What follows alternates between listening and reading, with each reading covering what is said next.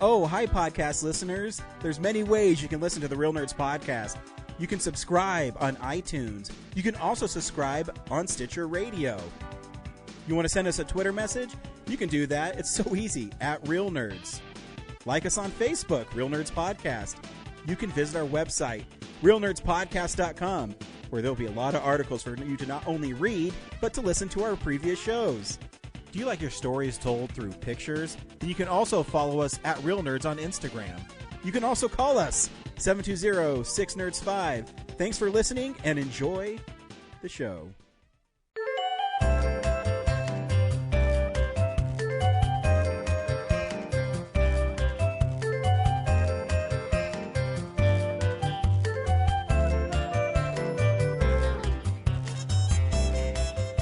This is Real Nerds Podcast, and for 10 years, we've been podcasting our experience to the world.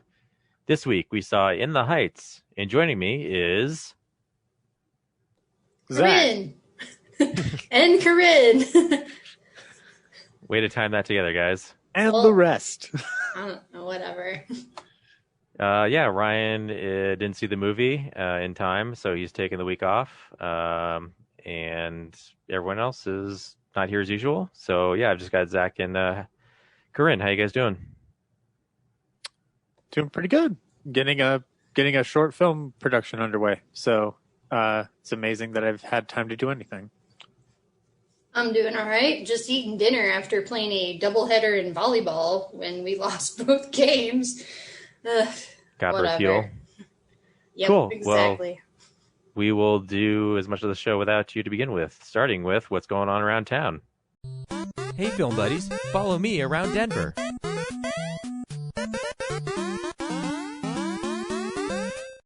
Brad, what is going on around town? Yeah, that's my segment. The Holiday Twin Drive-In has a different lineup. On screen 1, they have Peter Rabbit 2 and Cruella. And screen 2, they have In the Heights and The Conjuring 3. That's up in Fort Collins, holidaytwin.com if you want to. They kind of have a daily schedule, so once in a while they'll throw a custom programming thing in there. So check out the website to keep up with it. And then the 88 Drive-In has a new lineup of Peter Rabbit 2, and then A Quiet Place 2, and World War Z is still up there. So. What? Going from Peter Rabbit 2 into A Quiet Place 2. Oh, it was Sonic the Hedgehog last week. No, I know. I'm not questioning. I know what they've got to do to program. It's just an interesting like step into darkness straight out of Peter Rabbit 2, going in right into A Quiet Place 2. Yeah. But at least it's not rated R, I guess. I guess that would be a much more abrasive. Like if you were going to go like into Hostel right after Peter Rabbit 2, that would be quite a jump. Yeah. Hopefully the kids are asleep by then. And not like me, who stayed awake to watch The Sixth Sense and what's the shark movie? Deep Blue Sea. Because I remember that's how I saw them, was at the drive-thru, and I stayed up. And my parents were like, "Oh, go to sleep." And I'm like, "Okay, I will." As I'm peeking around. I'm like, "Oh yeah, I'm gonna watch Sam Jackson get eaten by a shark." If knowing your particular tendency with horror, it would make sense that would be a rather unnerving double bill. Because Deep Blue Sea should be fun, but I could see that. I don't remember if that was exactly it, but I just remember that's how I saw both of them, was at the drive-in, not necessarily at the same time. Yeah, that's a pretty cool experience at the drive-in. Actually, now that I think of it, Brad, A Quiet Place Part 2 might be really cool at a drive-in, because when it gets quiet, you're sitting out in your car alone.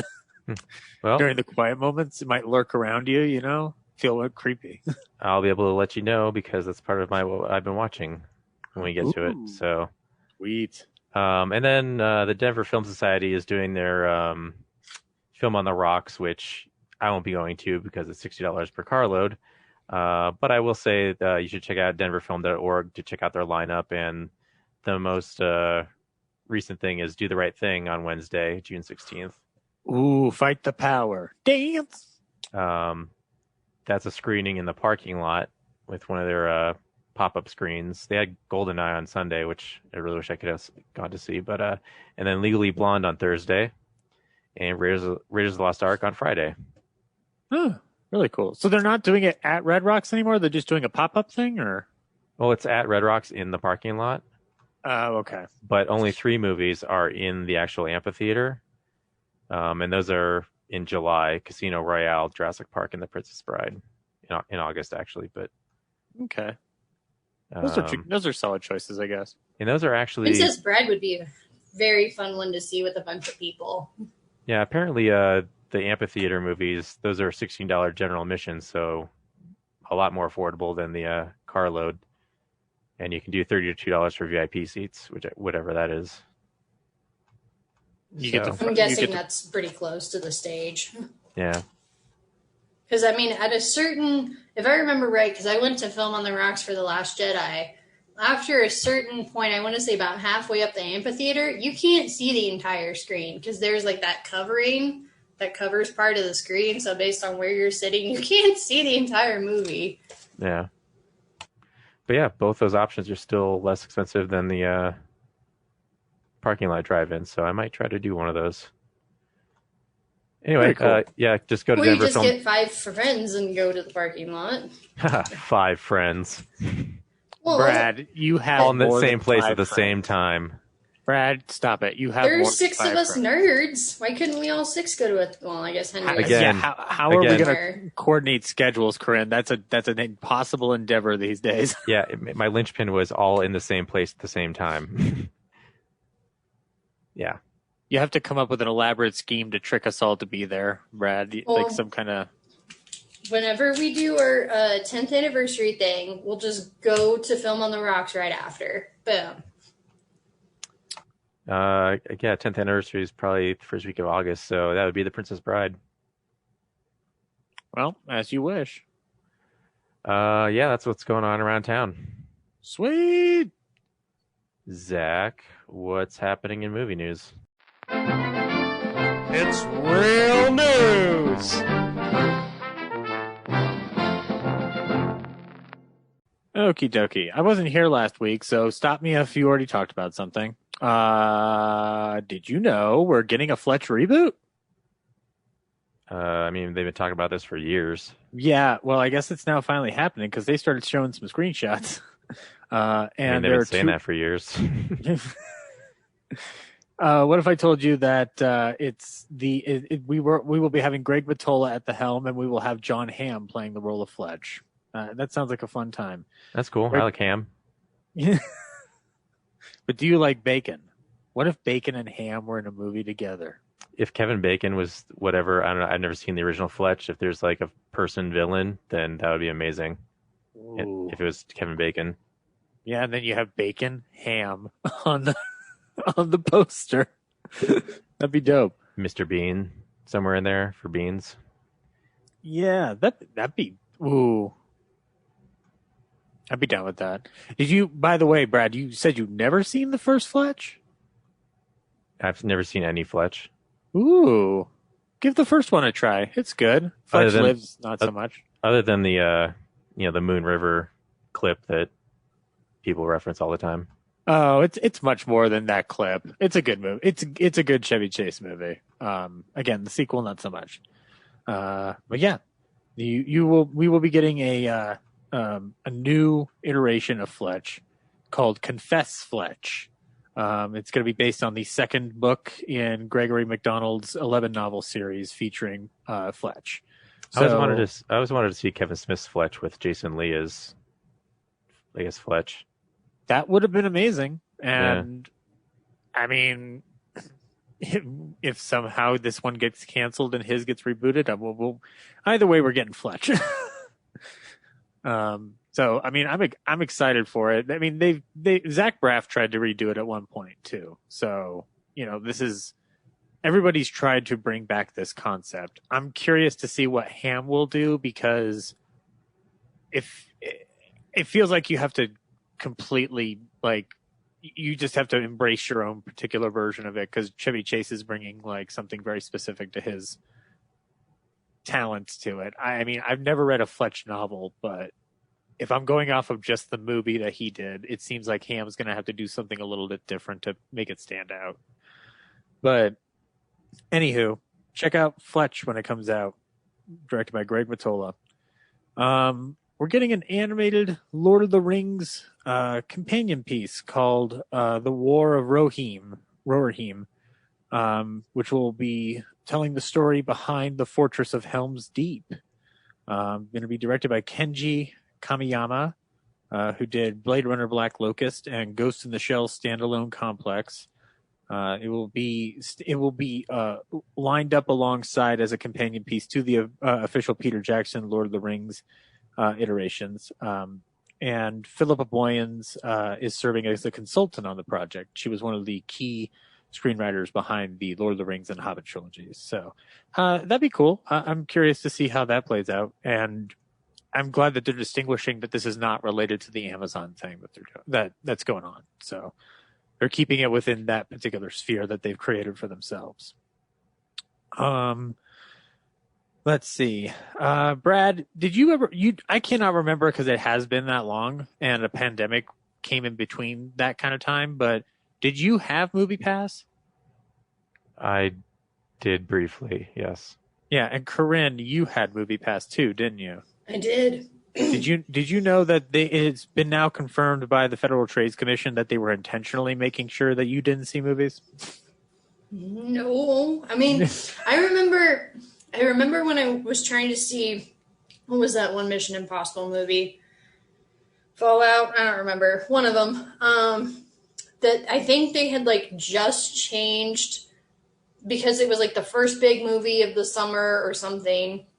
And they changed the thing so that it's like, oh, you had to go there ahead of time or you had to get the tickets the day of or something like that they changed it. And I remember I had to like pay for my own ticket to that movie. I couldn't do it under MoviePass. And I was really pissed off about it.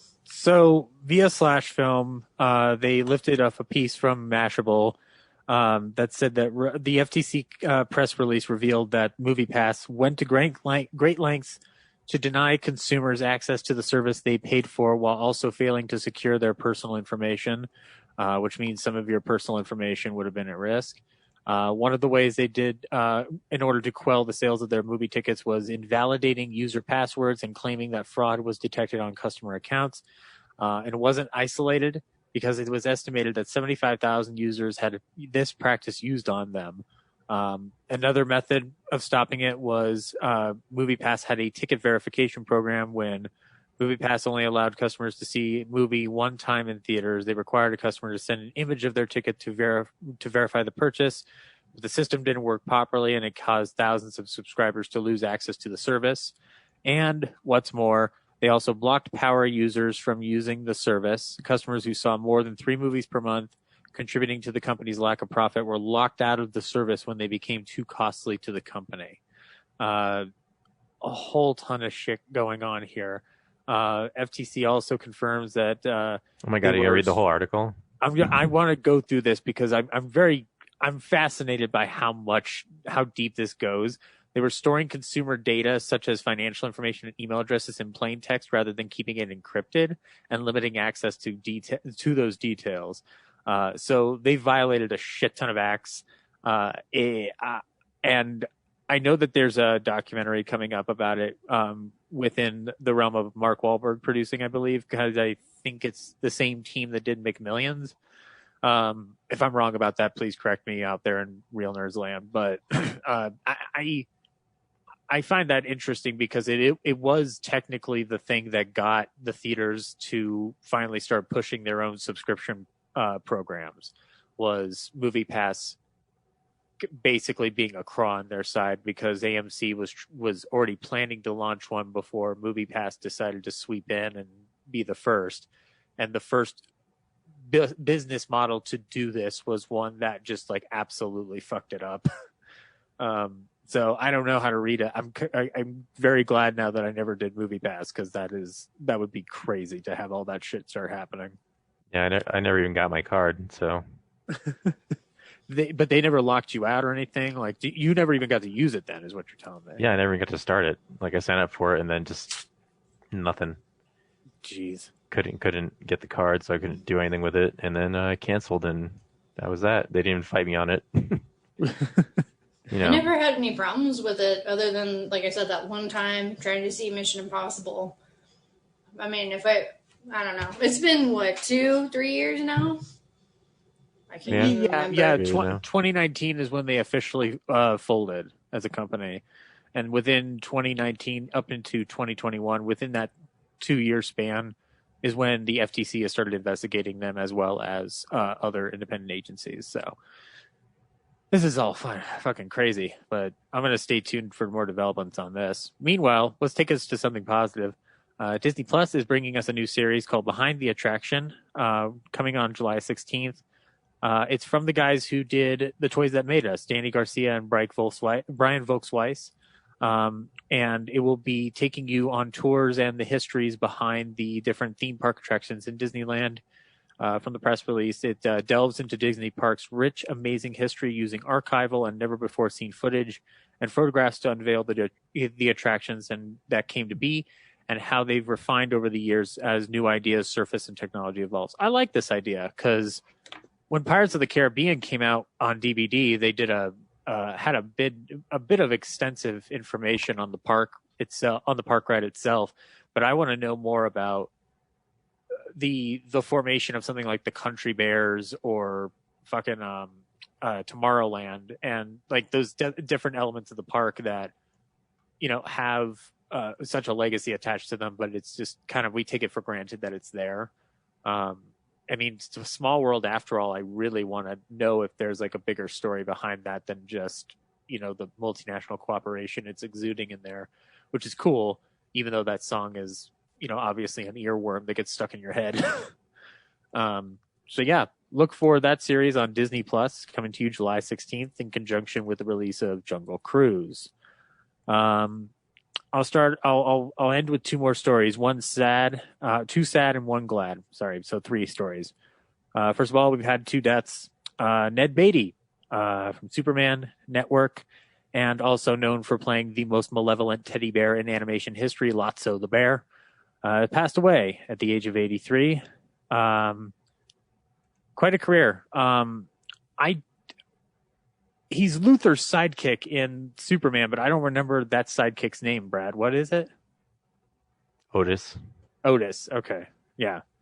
But yeah, long legendary character actor, was a key player in the very horrific scene in Deliverance, which, if anybody's seen Deliverance, you know what I'm talking about.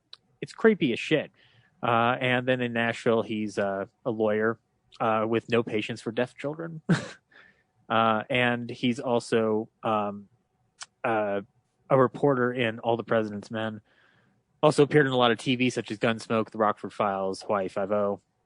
But I think, I gotta be frank, my favorite performance of his is either coming from Network or it's Toy Story 3, because Toy Story 3, that Lotso bear is the scariest monster in Toy Story history. Like, I find him more malevolent than even a Stinky Pete. Like, that bear was willing to die for his cause. It's insane. Does anybody have any Ned Beatty memories? Nope. I saw him in those movies. Okay, cool. Right on. Well, Ned Beatty, you'll be missed. Also, there was a death within the realm of stuff that I've done outside the show, is that Joan Benny passed away, the daughter of Jack Benny, who was also a film historian and film lecturer across the country within the 80s and the 90s. She died of pancreatic cancer over the weekend. So shout out to her family and to the fans of the Benny fan club who have started to listen as a result of that convention. Joan will be very missed. She was a very important part of that community. It's been a sad 48 hours hearing that news. But I'll end this on a good piece of news. It has been reported by major outlets, including Deadline, that one of the greatest podcasts in history will be getting a movie production deal. New Republic Pictures and Laida Kalogridis, I hope I'm pronouncing that right, has picked up the Secret History of Hollywood podcast and its entire library to produce as either motion pictures and or television series. starting with Shadows, which will be telling the story of Val Lewton. The creator of these podcasts, Adam Roach, has been on The Shamley Silhouette. He is a superb first person, and that show that he has produced over the past couple of years is incredible. So this will be interesting to see them finally telling the story of Val Lewton, because he's known within film fan communities, but his story up until Adam's show had not been really told in detail the way Adam went into it. But there will also be there's also other stories that he's told over the course of his podcasting career that will be interesting to see come to light. So congratulations, Adam. Cannot wait to see what comes of this. And what the hell? Where's our show? What did you? I've We told have you 500 episodes that they can use. that. Brad, how many times have we talked about Pod Show Season 2? And I've asked, hey, do you want help writing this script? No, that's us making it. I want Hollywood to bankroll it like they're bankrolling The Secret History of Hollywood. Then people will show up and actually do it. Because everyone will get paid to do it. I have no problem showing up. You tell me when to show up. I'll come over there. We'll sit down and we'll make this thing, even if it's with sock puppets. The show isn't just you, Zach. I can do a Ryan impression. Hey guys, what's up? You can do it, but it's not that good. It's not the same. I know. I'm aware of that. No, this is good news though. This is like, I mean, but put aside podcasting for a second. This is really cool to start seeing some Hollywood figures who haven't had their stories told get some form of coverage, and you can start seeing the deep histories of Hollywood on a mass scale, and it doesn't have to just be within the podcasting world. And that's something that show has created. So this is like a good step for Hollywood history and film history in general. So, but if you're talking about the Real Nerds podcast, the movie, I've always told you it needs to be a road show. It needs to be a road trip movie. So, or, stay tuned for Pod Show Season 2. I don't care what it is. We have a ton of episodes. They should be mining us, paying us to do it. What would the plot be for the Real Nerds podcast movie? What's the plot for the Secret History of Hollywood movie?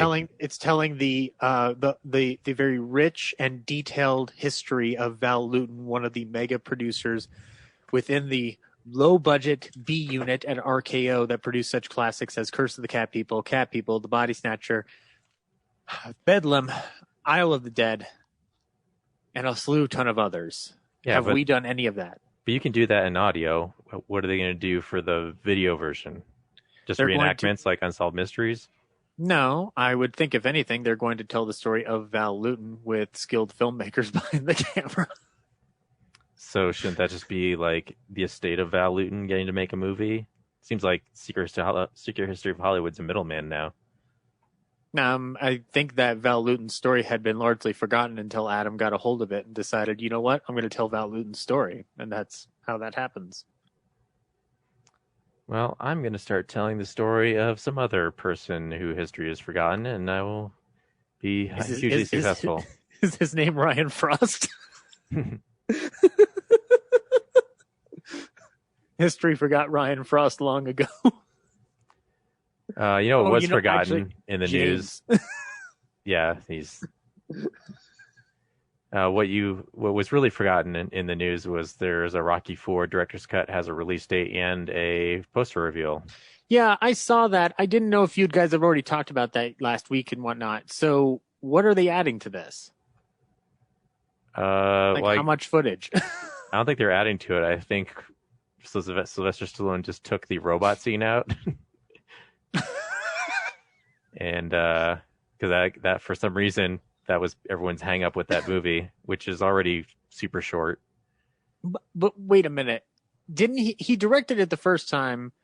I would have to assume he would have had complete control, given that he was one of the biggest stars of the planet, that he would have had directorial control over Rocky IV. Yeah, but in 1985, having a robot butler was super cool and not cheesy at all. But you can't change your mind once you've put the robot butler in your movie, Brad. That's you can't renege on that. You can if you're the director of the movie and 35 years later you're trying to celebrate it and find weird ways convince people to see it. Well, then, Again. so then feasibly, it's okay for George Lucas to alter Star Wars then. I mean, he did it. Yeah, he He's did. still doing it. But So not anymore. Technically, no. what? Technically, George Lucas isn't doing that anymore. But Oh no, my friend. The recent Blu-rays that came out, that big set, they Uh-huh. still changed shit in it. Okay. Yeah, go online. It's the subtle, most inconsequential stuff that they're still tinkering with. So, and I doubt that Kathleen Kennedy did it on her own. So, I mean, I don't know. I mean, what's wrong with the robot? Isn't the robot fun? Isn't that kind of like part of the campy, cheesy fun of Rocky IV? Like No. the whole movie's a 95-minute montage. the director's cut will be slightly different from the original. Stallone has said it will feature new footage of the Apollo versus Drago fight, and Polly's robot will be omitted. While this part of the film is very 80s and completely ridiculous. Sorry, I just ended up reading the actual author's words. So yeah, that's it. That's the information. Okay, fair enough. That's it. So yeah, extended fight scenes and no more robot. If I get extended fight scenes, then I will forgive the robot being deleted. So I guess just more brutal punches against Apollo Creed, which I don't know if it needed more of that either. Well, no, you don't. But he does know how to shoot a boxing scene. So I'd rather watch more angles or visual takes on that, not necessarily to watch Apollo Creed get the shit kicked out of him by Drago. But I mean, he don't really know. does. I don't know if there'd have to be a part where Apollo somehow gets the upper hand again. Have you Ooh, guys seen maybe. the 30 for 30 about that fight? I've heard of it, but I've never seen it. How long is it? Is it like a 5-minute clip on YouTube? Yeah, yep, pretty much. Yep, go everyone, whether you're listening at home or here on the podcast, go to YouTube, pause this podcast, go to YouTube, look up ESPN 30 for 30 Rocky 4 and watch it. And then watch the Angels in the Outfield one because that's good too. So, and then come back to the podcast. Let me guess. Stallone's interviewed in it, isn't he? Nope. Yep. No, he's not. Oh, he's not? Okay. Dang. That's seems lame. I know. I think it's too much star power for them. He's got other things to do. He's got to go film Creed or whatever. Yeah. If you watch it, it will make sense. All right. Fair enough. There we go. So that's news. Oh, there's one more piece of news, Zach. How is it I'm the one bringing this up? I think I just found it. There's a Ted Lasso season 2 release date. I mean, there already was. Oh, It's not like the same. July 23rd. That was like several months ago.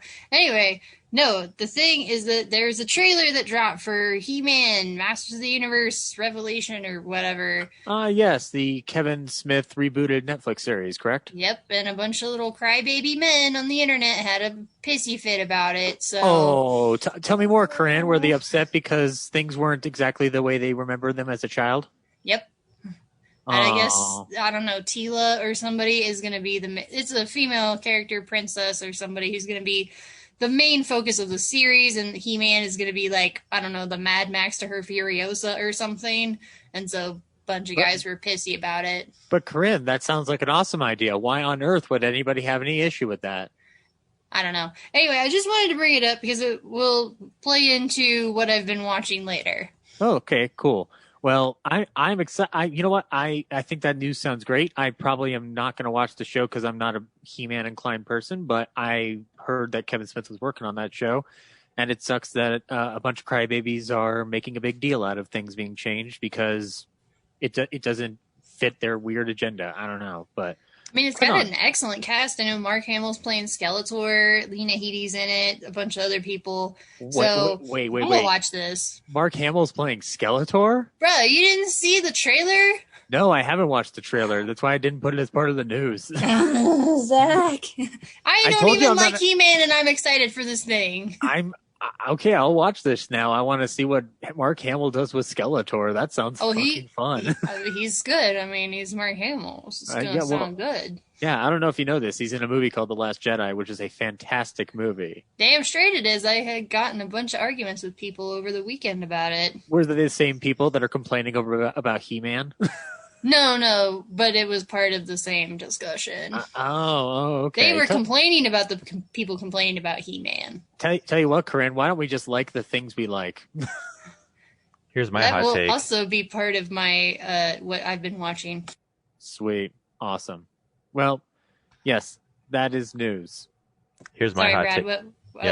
What were you going to say? Oh my God, you guys are. I'm just. I was gonna say that. 80s cartoons. There are wonderful 80s nostalgia, but they're not well written. No, so not at all. Dying on the Hill for the story of the original He-Man is pretty sad. Yeah. Wasn't that... wait, did they do a He-Man for the Toys That Made Us? I can't remember the last couple episodes that they did. I think they did. They had to. Either way, isn't that show designed to sell toys much like Transformers and other fucking shit? All 80s shows were designed to sell toys. That's okay. Then so there's no... You couldn't sell a toy without having a companion cartoon.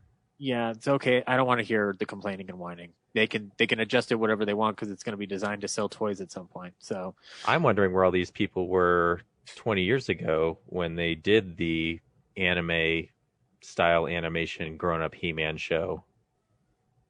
I think it was on Cartoon Network or something. And it was something... let me guess. It's something that nobody watched then, right? Yeah. Okay. I have no idea. Maybe they've now just found out about the internet and now found a way to complain. I don't know. I have no fucking clue. I think it had like one season, but it was kind of in the same style of what this is, but I don't know what the story was, but it looks the same. Well, I hope that this thing gets a chance to breathe and whatnot and like develop and grow. It's on Netflix. It'll be fine. Well, you say that, but it's already concluded to have only 3 seasons, so enjoy it while it lasts. It's a good thing that Mystery Science Theater found a way to be its own monster and not have to deal with Netflix, because now I can just, join the Gizmoplex or something and do that. So, but anyway, guys. I forgot I read something where about the strategy behind why Netflix cancels things so quickly, despite them being like ratings juggernauts.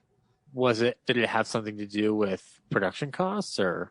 Oh, that's what it was. Yeah. Like an NBC show, on network TV actually gets cheaper over time to make, because once you build the infrastructure, you can just keep making episodes, everything gets streamlined as you go. But that's why The Blacklist has been renewed for a 9th season. Boo! But Netflix, something about their production is backwards, so it actually gets more expensive to make new seasons. So, okay. Yeah. I mean,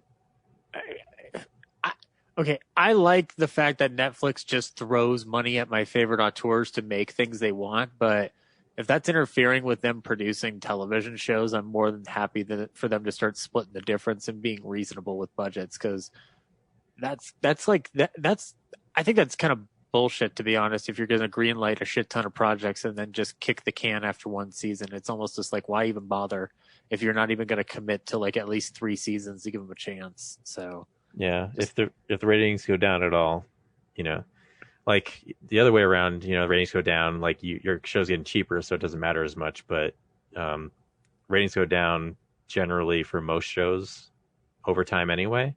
Yeah. So the fact that Netflix's get more expensive as they go, that's just yeah. I'm sure I wonder if it makes sense to their quote unquote business model, which their business model has never really made sense to me, and I've tended not to question it, because if I'm going to Netflix, I'm going there for movies. I'm not necessarily going for television shows. So the television department is kind of irrelevant to my thought process, but it still seems like it's a fucking shame that they have the model the way they do, and it sets a lot of shows up for failure, because we don't have any more Glow.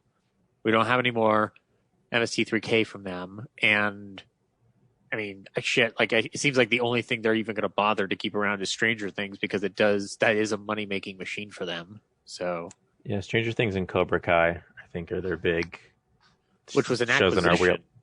Yeah, Yeah.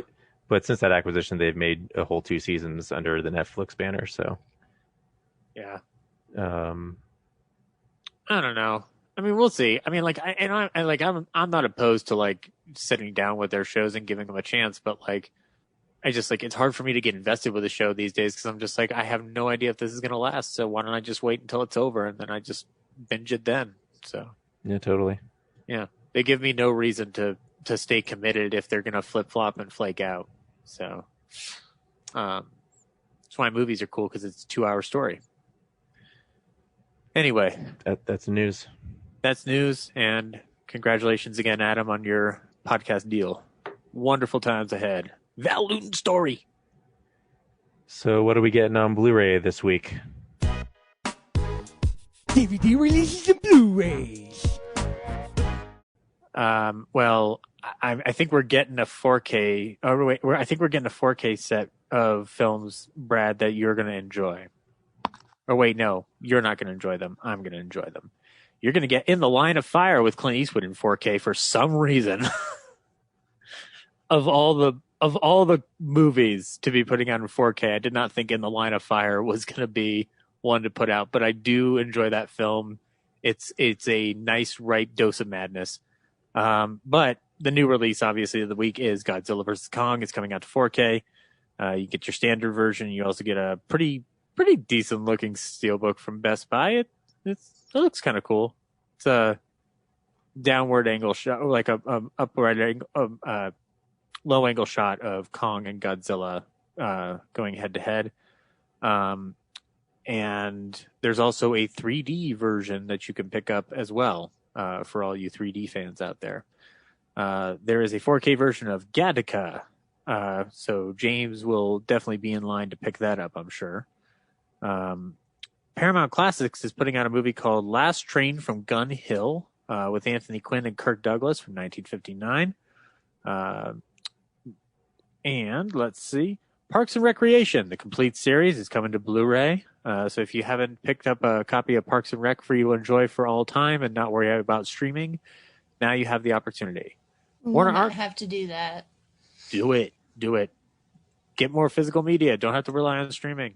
Yeah, because the only series that isn't like a mini series, the only for real series that I own is The Good Place. So Yeah, I need to stock up on like all these favorite shows of mine. Do you have physical copies of most of the BBC series you enjoy? Oh shit, yeah. Well, I'm looking at them right now. Let's see, we got Sense and Sensibility, Persuasion, Pride and Prejudice. I mean, North and South, which that came in handy because that is not on streaming anymore, and some friends of mine wanted to watch it, and I was like, okay, I'm gonna have to bring my copy because that's the only way we're gonna watch this thing. It's not even on a BritBox? I mean, maybe, but it's like I'm not paying for that. I already own it. I paid for BritBox so I could start rewatching Jeremy Brett Sherlock Holmes. So Well, there you go. Maybe I have to steal your login. I have I no don't problem. know. Maybe it is on BritBox. I don't know. I don't have BritBox to look, so I'll you know what? I'll look for it, and if I like give up searching, I'll just give you my login, and you can check for yourself. okay. I mean, it should be pretty easy to find North and South.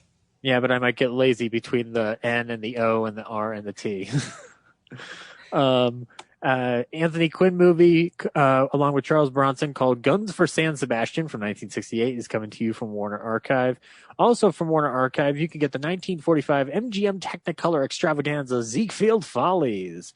Features such luminous stars as Fred Astaire, Lucille Ball, Judy Garland, Gene Kelly, Red Skelton, and many more.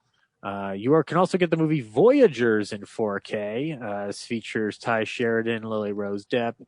It's the sci-fi movie where all the young people are like repressed or something. I can't remember what the trailer told me it was.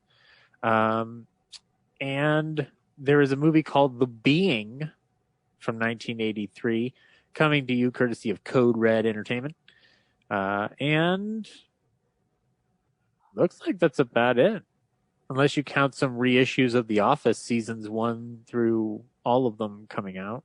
I do. I don't know. What, you do?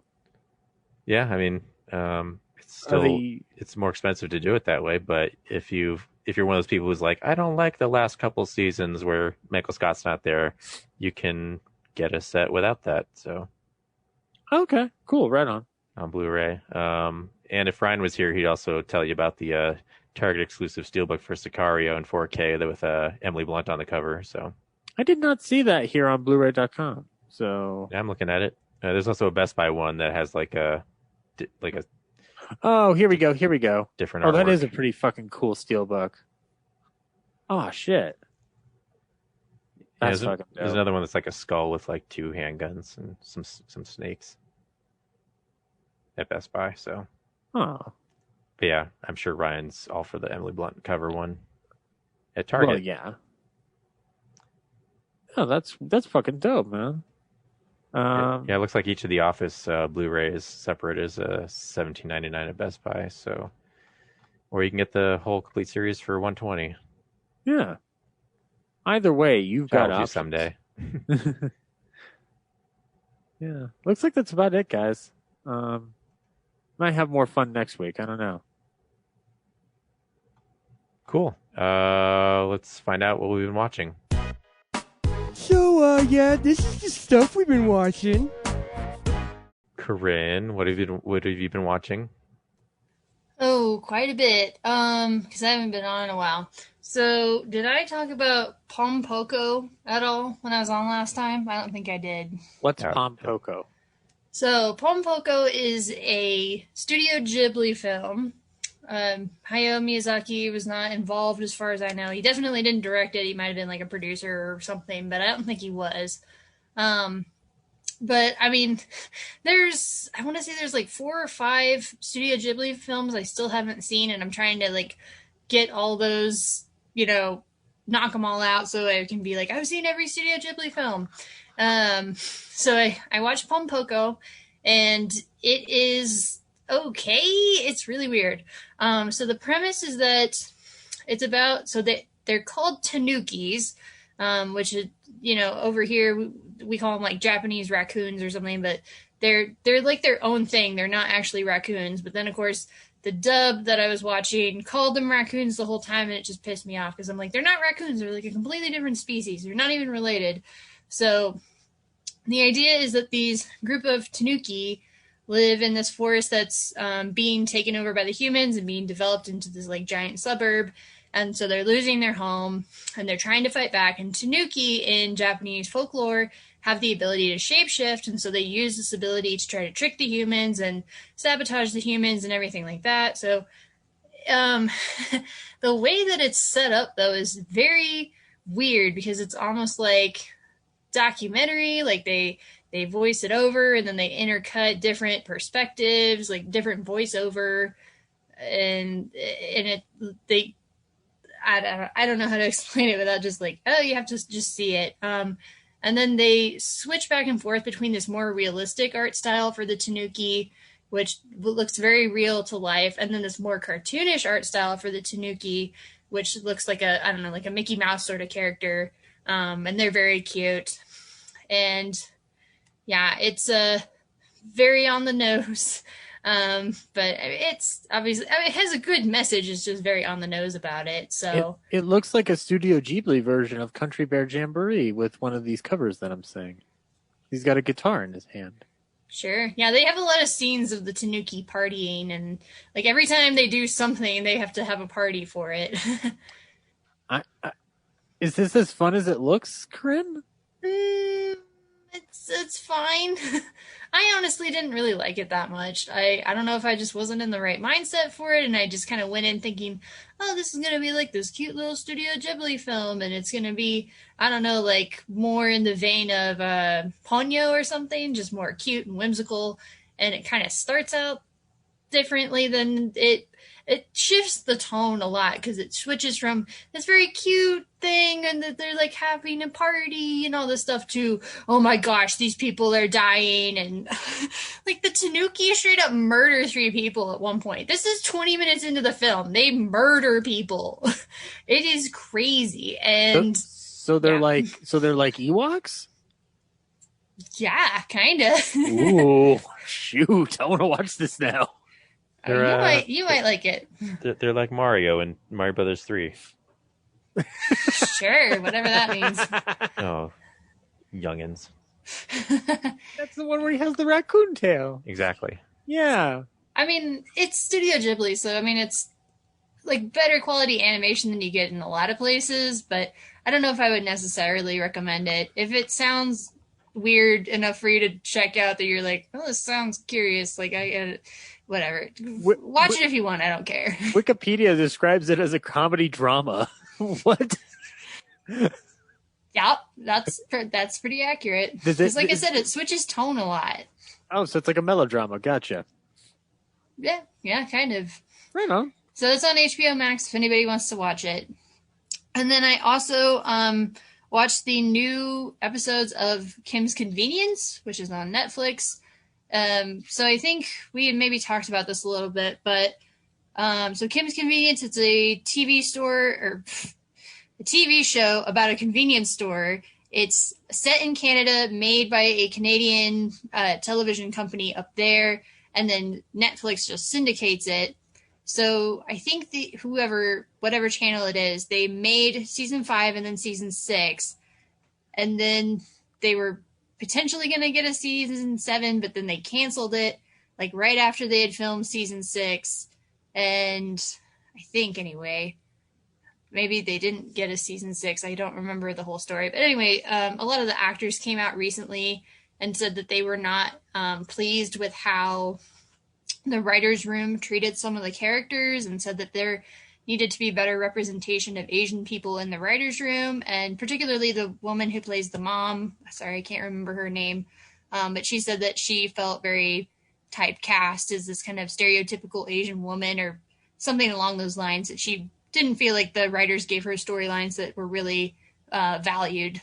So anyway, but the actual episodes for season 5 that just got uploaded to Netflix are really good so far. Still very light and happy. There are definitely a couple of times where they get into this like liar reveal trope, and they actually kind of subvert it because they get away with whatever, disguise or shenanigans that they're trying to pull off. Like there's an episode where Mr. and Mrs. Kim, they sneak onto this fancy golf court or tennis court, which is like, one of those that, if you live in this neighborhood, you're the only ones who can use this court. And so they pretend like they live in the neighborhood when people start asking them about it. And they even like tell like, oh yeah, that's our house. And it's this like very fancy place. And they keep going with this couple that they met at the tennis court. And they're like, oh yeah, well, we'll come by your house. And it's like, oh crap. Like, and so you keep thinking they're going to get caught, and they actually don't. So it was kind of like, oh, I'm so glad like we didn't have to deal with that fallout, because it's just like, cringe. But it's been pretty good. And I think the son, I can't remember any of the actors' names, I'm sorry. But the guy who plays the son is going to be in that Shang-Chi movie. He's going to be the lead. And they wrote him out of the first couple episodes of the show by saying he's at like a business school in LA. So I'm like, oh, I bet that's when they were filming Shang-Chi. So, yeah, it's been pretty good. If anybody wants to check out the entire show, Kim's Convenience, it's on Netflix. I highly recommend it. It's just a very, very good show. Cool. Sounds like fun. Yeah. So then yesterday, it was a whole deal. Oh no, you watched The Blacklist again, didn't you? No, actually though, Zach, I've been hearing online that they're going to do this big like revelation episode, and I'm like, oh shit, I might have to jump back on this bandwagon for like one more episode just to see if they deliver on all the answers that they're promising. So that might be next week, because it's supposed to be on Wednesday. So will the revelation be that it was will the revelation be that it was a gold list this entire time? Yeah, hopefully so. Or a green list, or a blue one, or a red one. Hey, because one of the characters' name is Red. I know that about the show. I think that's actually the second time that we've made a red list joke on this show. And it never stops being funny to me, and I'll just laugh alone in my house. Oh, good. So anyway, I was bringing up the, almost said Skeletor trailer, the Masters of the Universe trailer, because when I watched it, there's like this voiceover at the very beginning, and I was like, I recognize that voice. That's Susan Eisenberg. She voices Wonder Woman in the Justice League animated series. And so I was like, oh, shoot, like, I bet that's her. So I check her IMDb page. And I'm like, it is Susan Eisenberg. And so I'm scrolling a little bit, and I see there's this thing that says Justice League versus the Fatal Five. And it was only a couple years ago. And I'm like, what is this movie? I need to check this out. And so, sure enough, they made this Justice League movie that is within the continuity of Justice League and Justice League Unlimited TV shows. And for some reason, I just now found out about this. So I'm like, holy shit. Dropped everything I was doing, found the movie and watched it.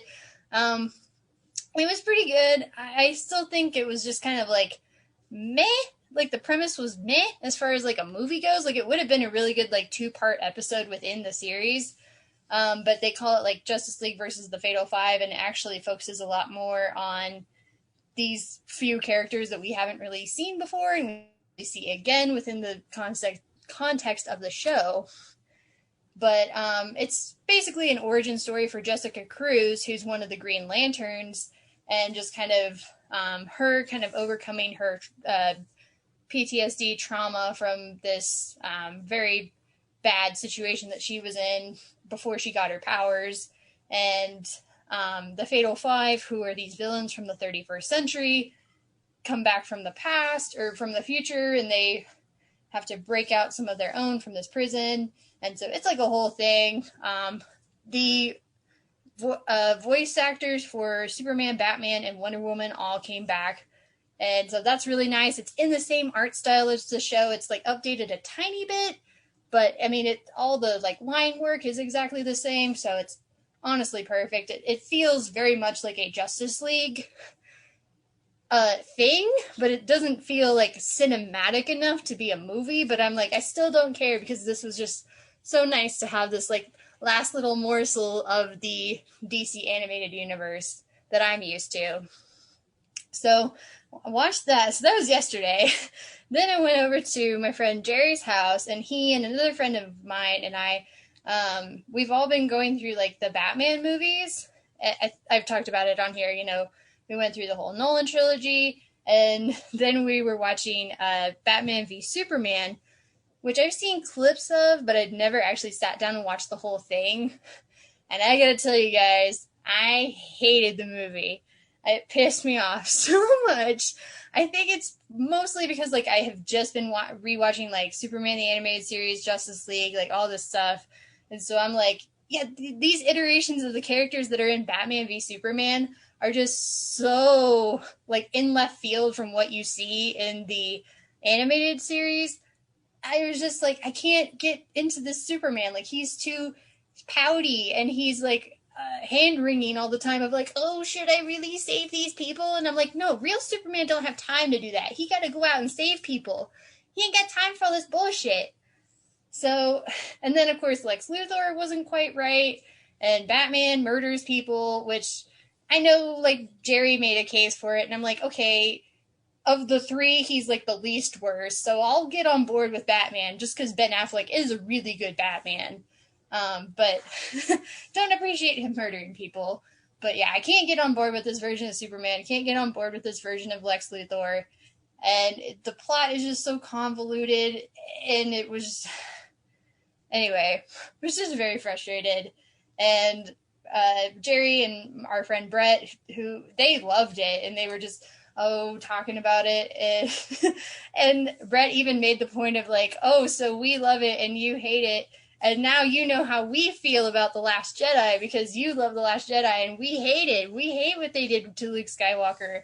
And here you hate what they did to Superman. So it's like, yes, we have come full circle. But I don't know. Did you guys like Batman v Superman? Am I alone in this? So when it first came out, I was in the midst. Well, one, I was still drinking and smoking weed, so I was high off my gob. But I made cases for the movie being a fun mess, and I really was trying to get on the Ben Affleck Batman bandwagon because I liked what he was doing with the character. Do I agree with the whole Batman murdering people thing? I mean, as Brad and I talked about on Ballyhoo, there's history of Batman being rather careless and, just flat out letting people die in the comics, let alone his earliest origins where he's got guns and whatnot. So it's not. I mean, he uncommon. murders people in the Tim Burton movies. Like he hands a bomb to that one guy. He like shoots at a clown or something in Batman Returns. So yeah, he murders people in those movies too. But I'm not ride or die for those movies either. Well, I think that any writer that exists in the comic sphere is going to have their own iteration of the character that they are trying to portray out there. So it's not. Those things don't tend to bother me. I tend to just try to go along with the vision. The more that I went back to Batman v Superman, though, when it was released, the less and less I liked it. It just kept diving off a cliff for me because the Martha line alone bothers me because it's just. I tried making a defense for it the first time, and now I'm just like I just can't put up with it. I think that movie had much more potential going into it, and I stand by the idea that the DCEU should have been the dramatic opera contrast to Marvel's more rock and roll approach to things, but it just didn't pan out the way it needed to. The R-rated cut, the Ultimate Edition, is and that's better. What we watched. Yeah, it's better, but not by much for me. The Jimmy Olsen thing means nothing to me. Like it's like okay, it's Jimmy Olsen. Okay, that doesn't do anything for the story you're telling, really. And I don't know. It's supposed to be the crux of what you end up getting with Justice League, and I think it's a poor setup for that. So, which is interesting because Jerry felt the opposite. His argument was that as people revisit this more, they will like it more, and that all these people who hated on it the first time will, if they give it a second chance, they'll like it. And I don't know one way or the other, but. It's interesting that you say that your experience was the opposite of that. The more you watched it, the more you disliked it.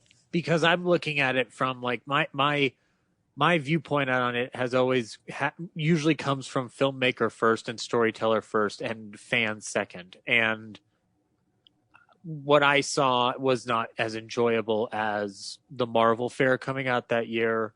Or I look at it from a very practical standpoint. Like Marvel did the premise of smashing a bunch of heroes together in a solo outing better with Captain America: Civil War, which is basically Avengers 2.5.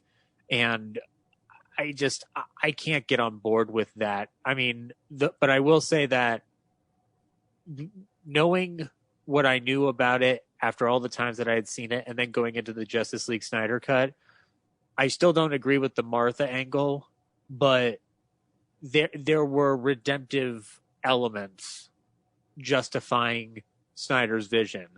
I think when it's all said and done, by the time I'm on the other side of it, I just don't know if I can revisit that universe in the same way.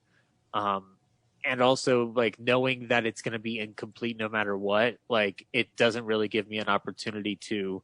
It's like a television show. It doesn't give me an opportunity to go beyond it and think more about it because I'm like, okay, well, it's over now. Like, it's already been set up that this wasn't feasible enough for Warner Brothers to continue, so I don't see myself investing any more time in that particular series. But I own a copy of the movie. I got it for pretty cheap when I worked at the thrift store, so it's still on my shelf, and I make as much capital out of that title as I can because I do think that the title Batman v Superman is a silly title, but I'm glad Jerry likes it. I mean, I'm glad the movie has fans. So, Brad, what about you? Do you like BVS? Oh, is there time for me? Okay, cool. No, I was fine with it. I'm not in a place in my life anymore where there's a definitive version of a character for me. Like I accept. If the life cycles of these properties are going to be extended, you got to be open to interpretation. So, there's been many iterations of Batman in the comics, and this is just another one. Snyder had to find his angle on like a different way to present these characters, and he did this, and it's fine.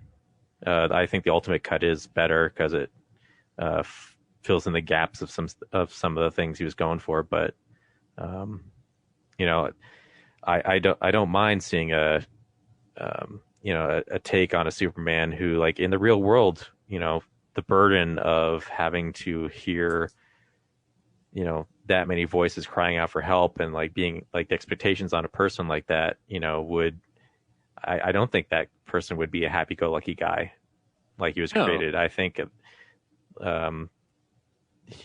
would just weigh on him so much that it would just like make your life miserable, being expected to save everyone all the time. So they gave anyway, can we? Yeah, I'll tell you about my last thing that I watched, because I did a like Justice League triple header yesterday between Justice League versus the Fatal Five, and then Batman v Superman, and then I was like, came home and I was like, I need to get the taste of this terrible movie out of my mouth. So I decided to watch Justice League Crisis on Two Earths, which is another DC animated movie. I found out, like, I'd seen clips before, but I found out more about it when I was researching Justice League versus the Fatal Five, that Crisis on Two Earths was supposed to be, it was originally written as this kind of bridge between the Justice League animated series and the Justice League Unlimited animated series. And like, if you were familiar with the two shows, like, you would see like exactly where that bridging tissue is in the movie. But the art style is different, the voice actors are different, so it's technically like it's in a completely different universe, but you can see like different little things that pop up of like, oh, that explains like that, like why they did that in Justice League Unlimited and things of that nature. And it was pretty good. I think I liked it a little bit better than Justice League versus the Fatal Five, which is kind of weird considering that like I said, the voice cast was completely different from what I was used to. But I was really impressed with Wonder Woman. I thought the choreography for her fight scenes was really, really good. There's a scene where she's fighting Superwoman, who's like her evil equivalent. The whole premise of the movie is that the Justice League is recruited by Lex Luthor from an alternate dimension where he's a good guy and he's the leader of his Justice League, to come over and fight this crime syndicate who are all the evil counterparts of the Justice League members that we're familiar with. So you got like Ultraman is like the evil Superman, you got Owlman is the evil Batman, and all that stuff. And then, you know, there's like this doomsday situation where Owlman was to destroy the whole multiverse or whatever.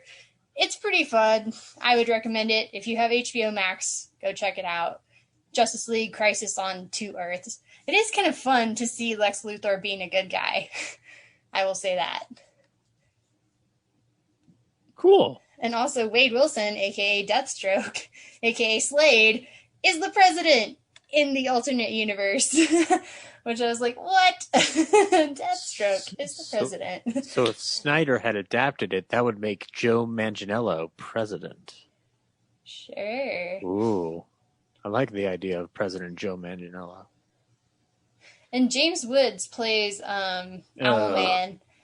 Okay, I know James Woods, like, as a human being, is someone that a lot of us disagree with, but as a voice actor, he does a really good job in this movie. And Mark Harmon, I want to say he plays Superman. Maybe he's played Batman.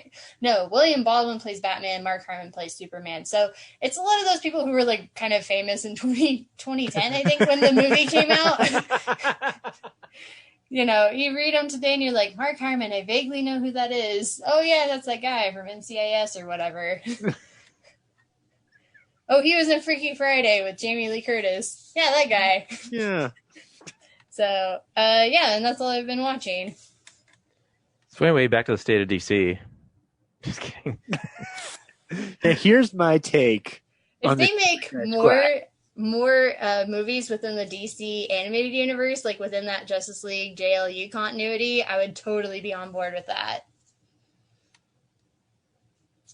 Or just anything. Like, I know, like, some of the more recent movies, I need to check some of them out, like, once they're on HBO Max.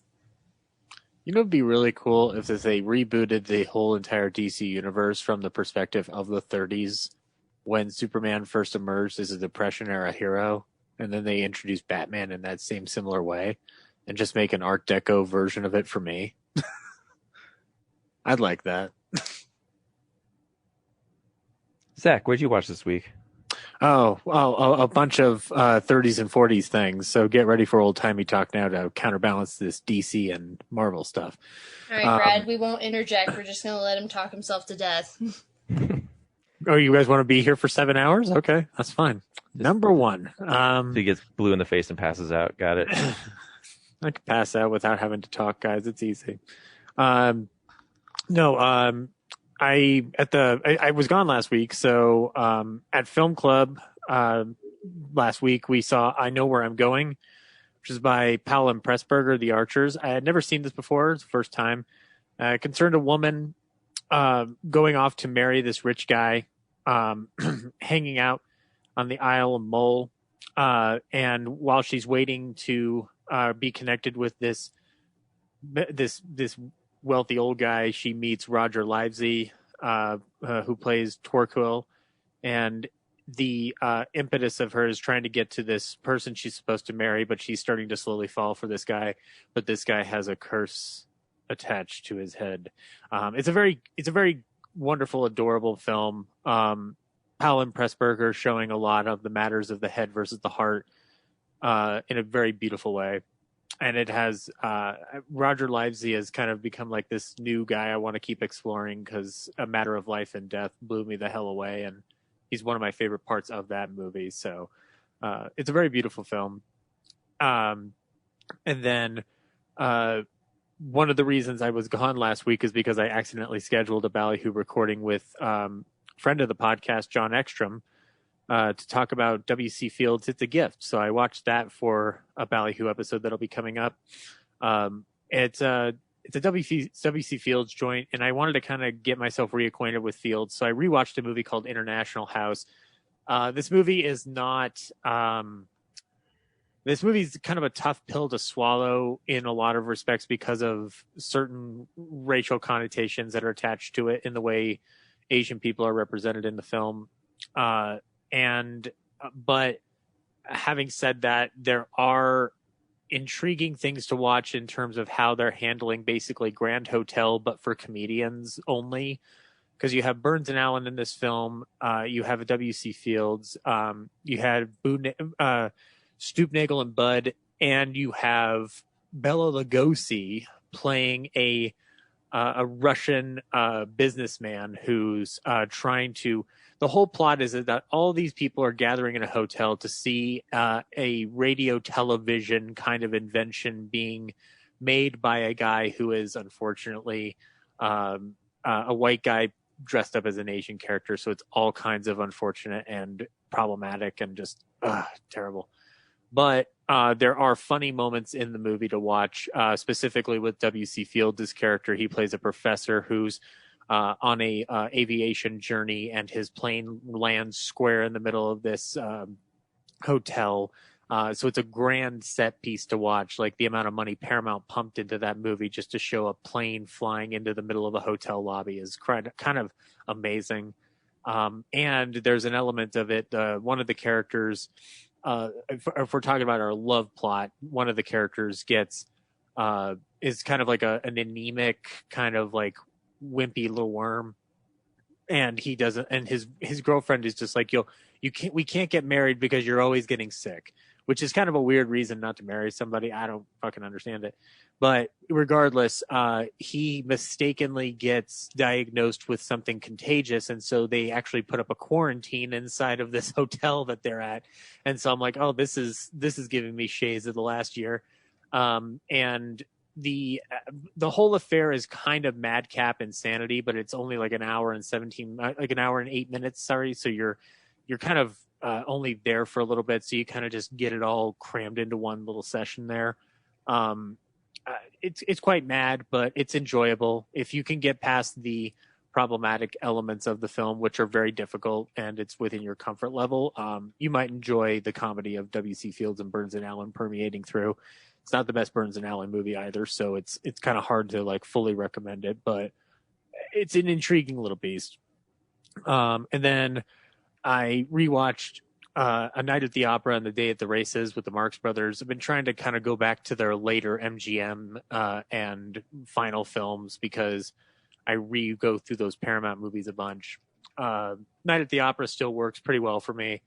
I've been learning more about how that movie was butchered after its initial release because they wanted to take out any mention of the movie being set in Italy for the first third of the movie because they didn't want to offend Italians when releasing the film. But the fact that Chico Marx exists as a character means that it was going to offend Italy no matter what. So I can start seeing now where the studio started cutting out references to things by the jumps in the cut of the film, and it's pretty fascinating to watch. And then Day of the Races for me takes a kind of a dive off the cliff after Night at the Opera. It's funny, but it's long. It stretches out a little too much. It's way more focused on anything but having Marx Brothers fun in certain places, and it has a dance number at the end that is problematic in certain areas, but it doesn't it's not a bad remark on the Marx Brothers. It's more of just the way MGM was setting up plots for them. It's very difficult to watch it because you can tell that you would know off of the hand that the Marx Brothers wouldn't be approving of anything offensive. So nobody was seeing it as offensive at that point.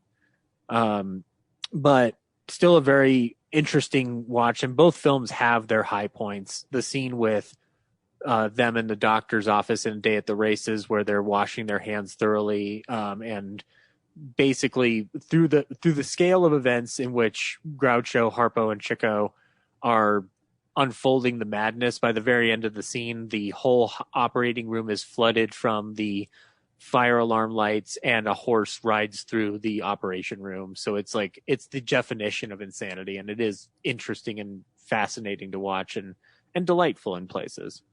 And then I rewatched Night of the Hunter. Still a solid film. Mitchum is a terrifying motherfucker. And then the last thing that I watched was at this week's Secret History of Hollywood Film Club, we watched Black Narcissus, which is another Powell and Pressburger film. This is a film that I think James would like. It's been a while since I've seen it. And I wanted to do a ballyhoo on it at some point because it's a movie that directly connects to films that attempt to tackle the logic and the heavy burden that comes with devotion to religious dogma. The story concerns a group of nuns who start working at a mission up in the tall mountains, and things start unwinding there for them due to their vows. Whether it's Deborah Kerr's character kind of like reminiscing and reflecting on her lost love upon taking her vows, and Kathleen Byron's character slowly unwinding and questioning her vow of chastity for the Mr. Dean character. And it becomes like a psychological roller coaster by the back half of the movie. It's still a glorious piece of film. If you ever want to look at Technicolor at its finest, Black Narcissus is kind of like the definition of it, alongside of A Matter of Life and Death. Like, it is a beautiful looking movie on Blu-ray. Yeah. And Brad, you were asking earlier why, about like the stories that can be told, like from something like Secret History of Hollywood. Like, the beauty of that film club and what has been put together with that is that they're exposing you to films that have been largely forgotten unless they're within just the Criterion community or a certain film fan community. So that's the importance of that particular element of what they're doing. And it's something that I do encourage people to check out just from that alone. So yeah. I was doing a bit earlier, so I know you were. Yeah. I wanted to make sure that I was standing up for my fandoms just as everybody else stands up for theirs. And yeah, that's all I watched this week. Brad, what did you watch? Yeah, what did I watch? Not a lot. So lucky for you guys. I rewatched Action USA, which is a movie from 1989 that I saw at the Alamo one night, where it's pretty bad, like acting and story about a girl who sees is this the one that came out at the Alamo a few months back? Yeah, I got like a special Alamo recommends re-release. Oh, okay. I thought I was confusing it with a Canon movie. I'm sorry. Yeah, I mean it's definitely up there with canon movies. Yeah, there's this woman who is witness to a crime, and there's a bunch of like a crime boss and his lackeys chasing her, trying to like locate some storage locker that has something in it, and then the FBI gets involved and protects her, and they go throughout Texas trying to get away from him, and along the way there's just like an insane amount of car crash stunts and hanging out of a helicopter, all done in 1989 by real people in not on a green screen. That's pretty impressive. Like that's the reason to watch it is the stunt work that was done on a low budget in that time. So yeah, I rewatched that, and I went to the drive-in. So I went to the drive-in just to go to the drive-in. I didn't really want to see Sonic the Hedgehog again, but it was fine. It was fun. It flew by a lot faster than the first time I saw it last year. And then The Quiet Place Part 2 went by even faster. It's such a short movie. It was interesting, Brad, because I saw that like the same weekend I saw Cruella, and while I thought like Cruella should have been like 10 or 15 minutes shorter, I felt like A Quiet Place 2 could have been 10 or 15 minutes longer. Like it ended, and I was like, wait, what the hell? Like it just ended. Like it could have gone on another 10 minutes. Yeah, it could have done like another half hour of that. Because Krasinski is a confident director who understands you don't need 2 hours to tell a good story.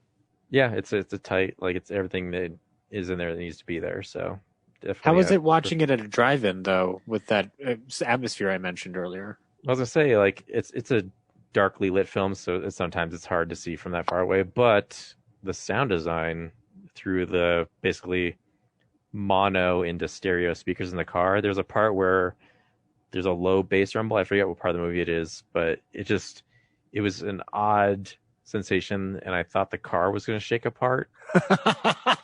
Like it wasn't like pounding vibrations, it was just like a low fine vibration, but it was so echoey. It just it just kind of made you jump a little bit, like it wasn't just shaking the car, like the speakers were in the car front doors, but it felt like it reverberated through every inch of the car. Oof. Like every inch of plastic, every inch of leather. That's a nice little touch there. It was so bizarre. It was like nothing I'd ever heard before. Oof. It was so deep and so bassy, but yeah, so that was cool. And then I've just been rewatching SNL on Hulu. I'm on season 39 right now. They're in a rebuilding year because Sudeikis, Hader, and Armisen just left. So, and they added 4 white guys to the cast and 1 woman. And there's a fun opening bit where Kerry Washington does the cold open, and she has to play Michelle Obama and Beyonce. And there's like a voiceover where she has to leave the room because Keenan won't do Oprah. So she also has to play Oprah. And so she leaves the room, and there's like a little text on screen, and then Jay Farrow and Taron Killam are Obama and his handler. And so they just kind of sit down and talk amongst themselves while this Don Pardo like does a description of like, because we hired 5 dudes and there's no black woman in the cast. We apologize to Kerry Washington for making her do this. And when she goes to do Beyonce, she's like, I'm coming out in a bathrobe. I got no other costumes back here. So I was like, yeah, I guess, Leslie Jones gets added after this season, but yeah, the 3 of those guys only end up lasting the 1 season. And Beck Bennett and Kyle Mooney get to go on, and Noel Wells doesn't make it. So it's Yeah. interesting to see who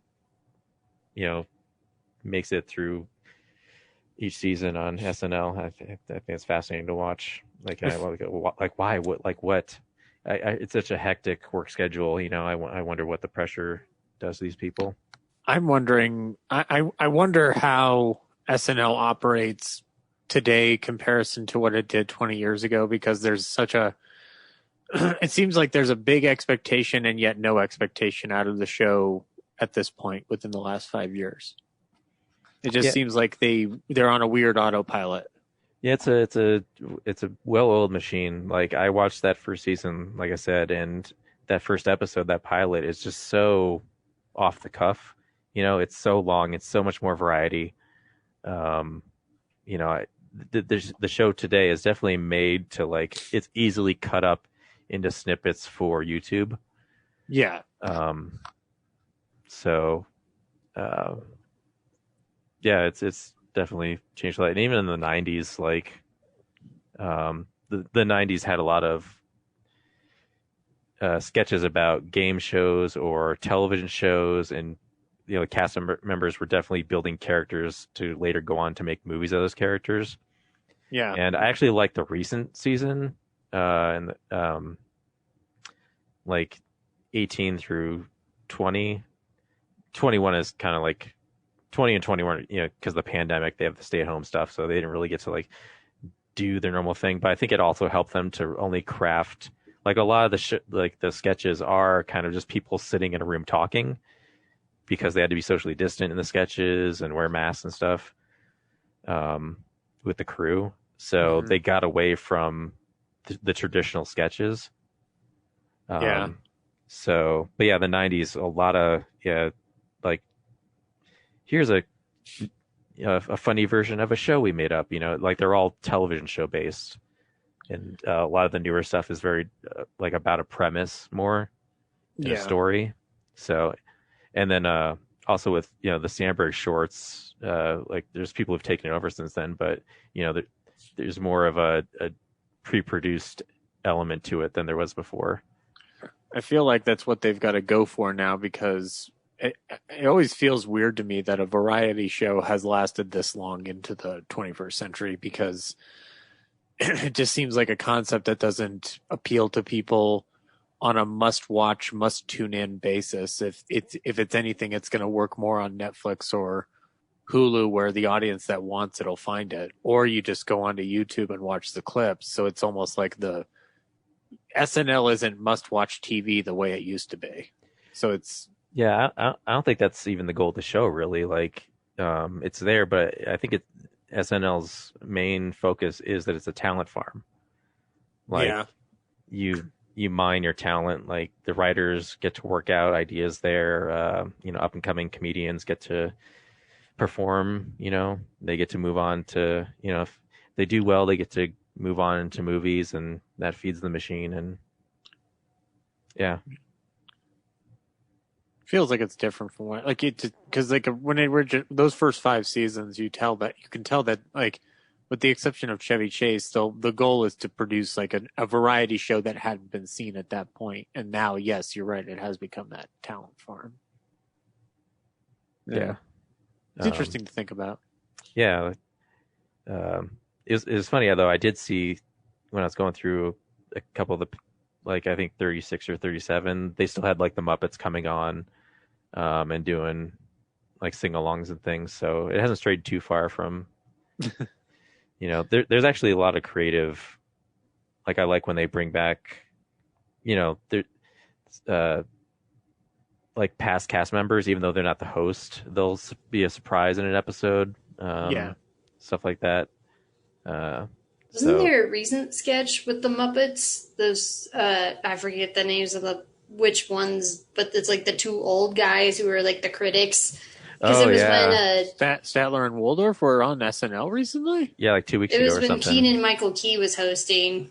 Yeah, and he and Kenan Thompson. Yeah, Kenan Thompson. They were, like, bouncer or security guards or whatever at a theater. Yeah, I think the old guys kept like chiming in, and they were like, "Hey, you need to knock that off." and then Keegan finally like went up to the balcony and just started punching him out, and it was like I think Kyle Mooney and Beck Bennett are doing the puppeteering of the puppets.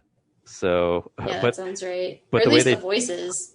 yeah, yeah, definitely Beck Bennett's one of them, but I forget who the other one. It might have been. Oh, no, it was Mikey Day actually. Yeah, but like the way they perform, like they look so like sad and pathetic, and they even switch out the eyes to black eyes Oh, after they've been punched out. It's just like, yeah, so sad, but it's Oh. funny at the same time.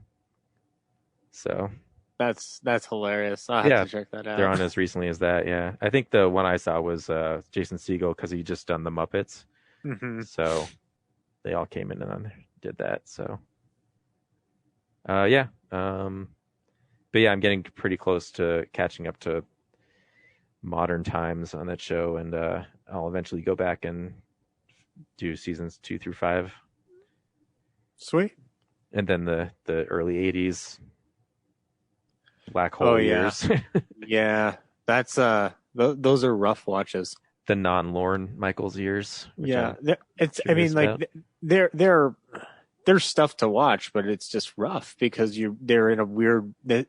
One, you don't have Lauren there, but two, it's just like they're in a huge rebuilding mode because they like basically dumped everybody apart from like any lingering crew. So, and then you get Eddie and Joe Piscopo in there, and then it starts molding itself more back into the SNL we remember from the 90s. So, Yeah, that's what I watched. Sweet. This week on Real Nerds Podcast, we saw In the Heights. Corinne, what did you think of In the Heights?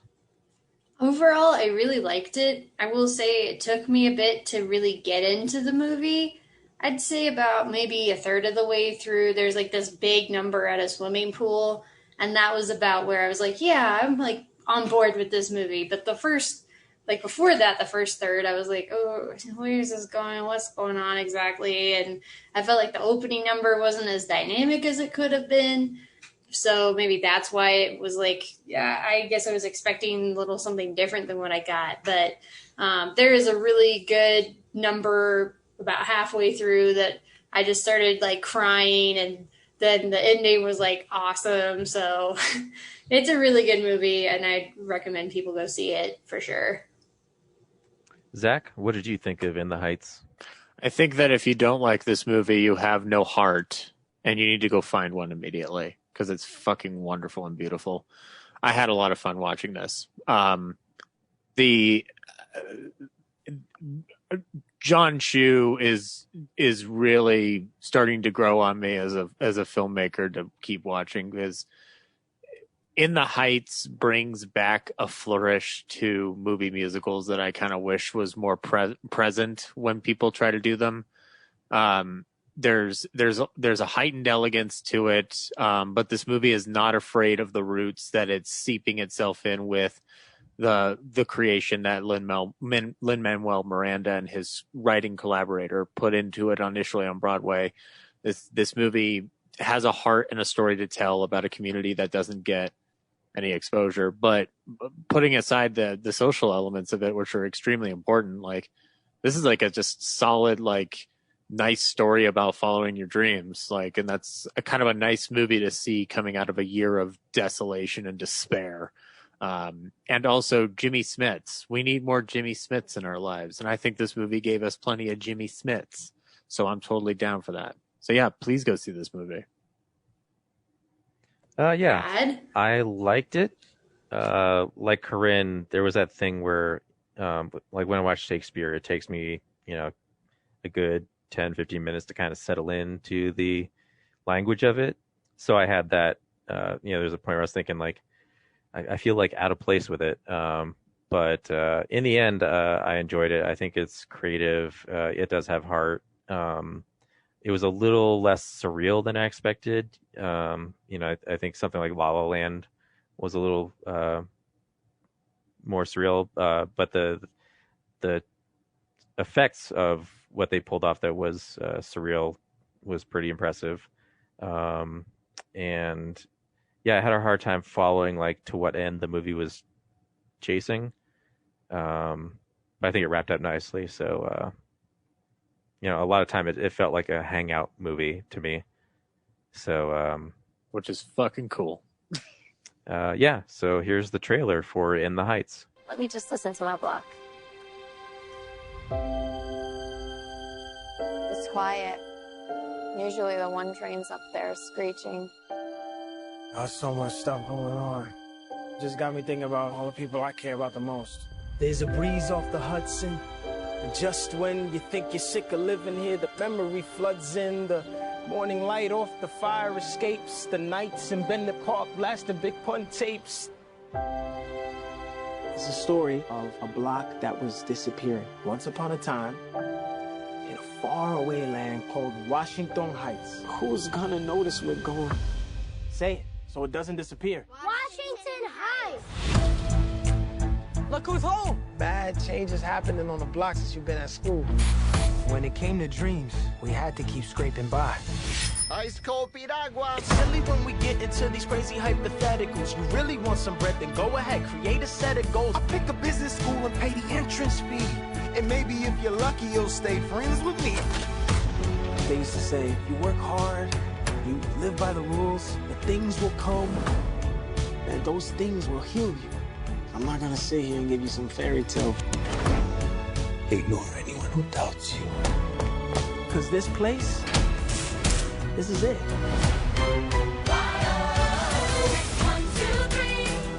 I just want to see the whole world through her eyes.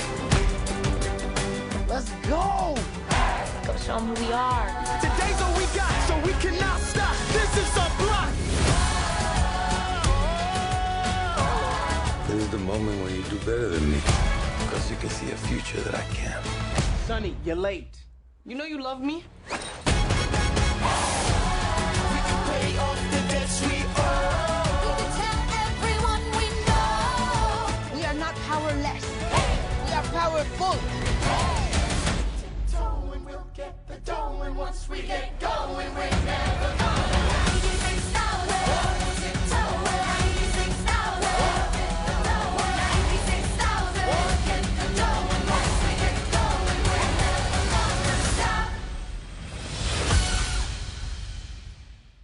Yeah, so In the Heights is about Navi, who runs a bodega and has aspirations of, I believe, taking up his father's recently hurricane-embattled beachside bar, yeah, like a beachside bar, yeah. El Sueñito. Yeah, that's his dream. His El Sueñito is to revive that bar in the Dominican Republic, I think. Mm-hmm. So he's going to leave the country, and that is going to leave a hole in the social fabric of the Washington Heights area, where already a number of businesses have fled, and the salon is currently in the process of doing that. And what's her name? Jimmy Smith's Rosario's he sells it to pay for his daughter's college. To go, to keep attending Stanford and. Yeah, and there's Vanessa. She's an aspiring fashion designer who can't seem to get any attention for her goals. And Corey Hawkins' character, I forget his name. He runs the dispatch. Oh, Benny the dispatcher, yeah. Mm-hmm. He just seems to want Jimmy Smith's daughter. Just I think his goal is Nina. Mm-hmm. I think his goal was just to have her be in his life. He's in the Heights for life, but she thinks she needs to stay in the Heights for life. But she learns over the course of the movie to find something to chase that is of that importance, coming in the form of Usnavi's cousin. What was his name? Sonny. Yeah, Sonny. Mm-hmm. Yeah. And her bit at the very beginning was probably the most compelling for me. Like her whole song about how she doesn't feel like she belongs at Stanford, and then she comes back and she doesn't feel like she belongs here either, and like so much has changed and everything, and like that I think was maybe the first time I was like, okay, like I'm kind of digging what you're putting out here, movie. And then by the time they got to the pool scene, I was totally on board. It's weird that she feels like a ton has changed when it seems like, at most she could have been away without ever visiting for holidays is 4 years, Well, it sounds like she just went to Stanford. I got the impression that it was her freshman year. Like That's she what I had just thought. gone there. Yeah, so it's why I'm confused. Is like when she comes back, she's like, "Oh, everything's so different." Like, I can't imagine. Well, if you've been in a place for a really long time, then yeah, even a slight change is going to feel like a big one. And also the environment itself is rapidly changing because of different businesses being bought by something else that's more elegant. Like the whole idea of that dry cleaner, which charges $9 for a shirt, is like a boutique that's out competing a local business that was built from the ground up within a community. And so there is change going on. Yeah, the storefronts are different, but I mean, like, it's not like her friends have changed that much, It's like if I hadn't seen you guys for a year because of the pandemic, Yeah. I mean, you kind of haven't. Well, there are changes. There are subtle things you see in people. Like, and you were saying that this is a hangout movie, and I think that the kind of the beauty of that is you get to settle into that, and the changes she does observe and the things that she knows that remain the same that she observes are allowed to flourish and kind of like unfold over the period of the film. So like you're enveloped in their lives. So yeah, I really liked her arc of, I guess spoiler warning if you didn't know already, but just over the course of the movie, how she, she kind of went to Stanford because like that's what everybody expected her to do. And she was like the one who made it out, sort of a thing. And so she feels so much pressure of like, everybody else wanted her to go to Stanford. And then she got there and she's like, I hate it. Like, I don't feel like I have a community here. I feel so isolated. And then over the course of the movie, she figures out like, okay, I can go back, but I need to do it for like my own reason. And that her reason that she finds with Sunny is that she has like a cause and she wants to go back so she can learn how to help that cause move forward. Yeah, which is a lovely little lesson to learn within the scope of the film. That it's like she had to learn how to do it for herself. Yeah, and I was wondering. I didn't look into this, and I guess I should have. But the original musical started in 2005, and then finally went to Broadway in 2008. So I'm wondering if the Dreamer aspect of the piece was more of a later addition as the movie was being developed by first a company we don't need to talk about anymore, and then eventually getting picked up by Warner Brothers. So I'm curious if that ended up enveloping into it or something. I would want to look into the history of it, but yeah, I was surprised. Like that part of the story was actually not as big as I expected. Yeah, the trailer uses it as a selling point and a marketing hook, but I appreciate that the movie doesn't solely wrap itself around it, because it does give us a time to really fall in love with the different residents of this area of Washington Heights, because it's not it feels personal. Like by the end of 2.5 hours or close to 2.5 hours, you feel like you're part of that world, and it's a really magical feeling that gets put into you. I mean, like, we haven't even talked about Abuela, who is like the heart of the film in a lot of respects. Because oh my gosh, yeah, that her whole song where she is about to die and then eventually dies, like that's where I started crying, because just the way that was filmed and the emotion behind it. And then like when she even says like, should I stay or should I go? And she gives that look and she starts walking up the stairs, and I was just like, oh, bawling over there on my couch, like, oh my gosh, Claudia, like, no. It takes a lot of guts to film a musical sequence like that about accepting your death by walking into the bright light the way they film it, and having it through that train tunnel, like the entrance to a subway it's just beautiful. I was listening. Like it's almost like you get to know her like right as she's dying, like all these things that, like, yeah, she talked about it a little bit earlier in the movie of like her mom and, you know, coming from Cuba and all that.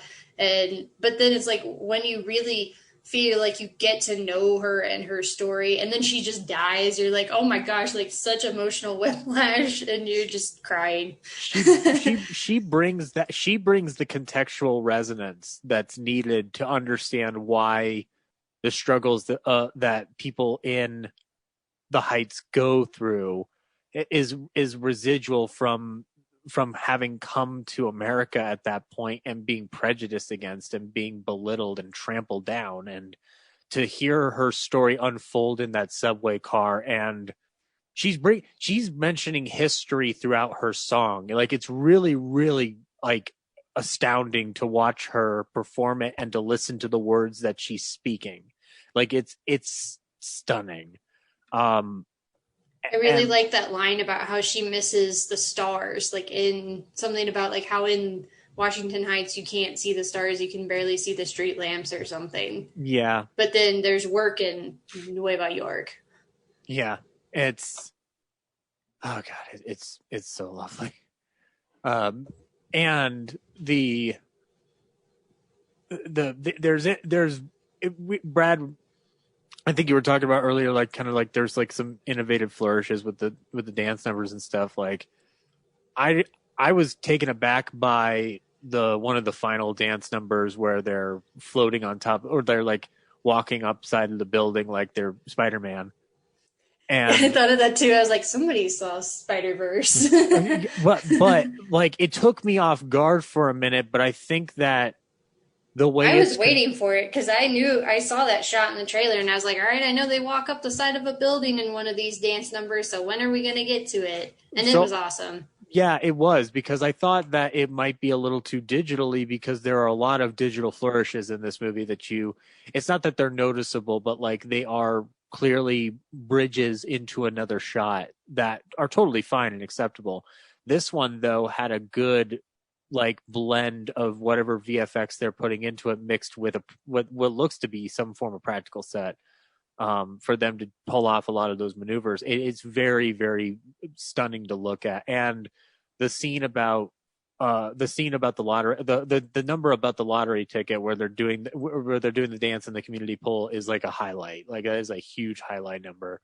It's really cool. And like, I've still haven't watched the Hamilton thing on Disney Plus, so this was like the first exposure I've had to the Lin-Manuel Miranda style of kind of like these rap musicals, like, so to speak. And I was like, I love the rhythm of it. Like it beats as loud as the heart of a city itself. Like, it's really cool to like watch it unfold that way. Brad, was there a scene that stood out to you?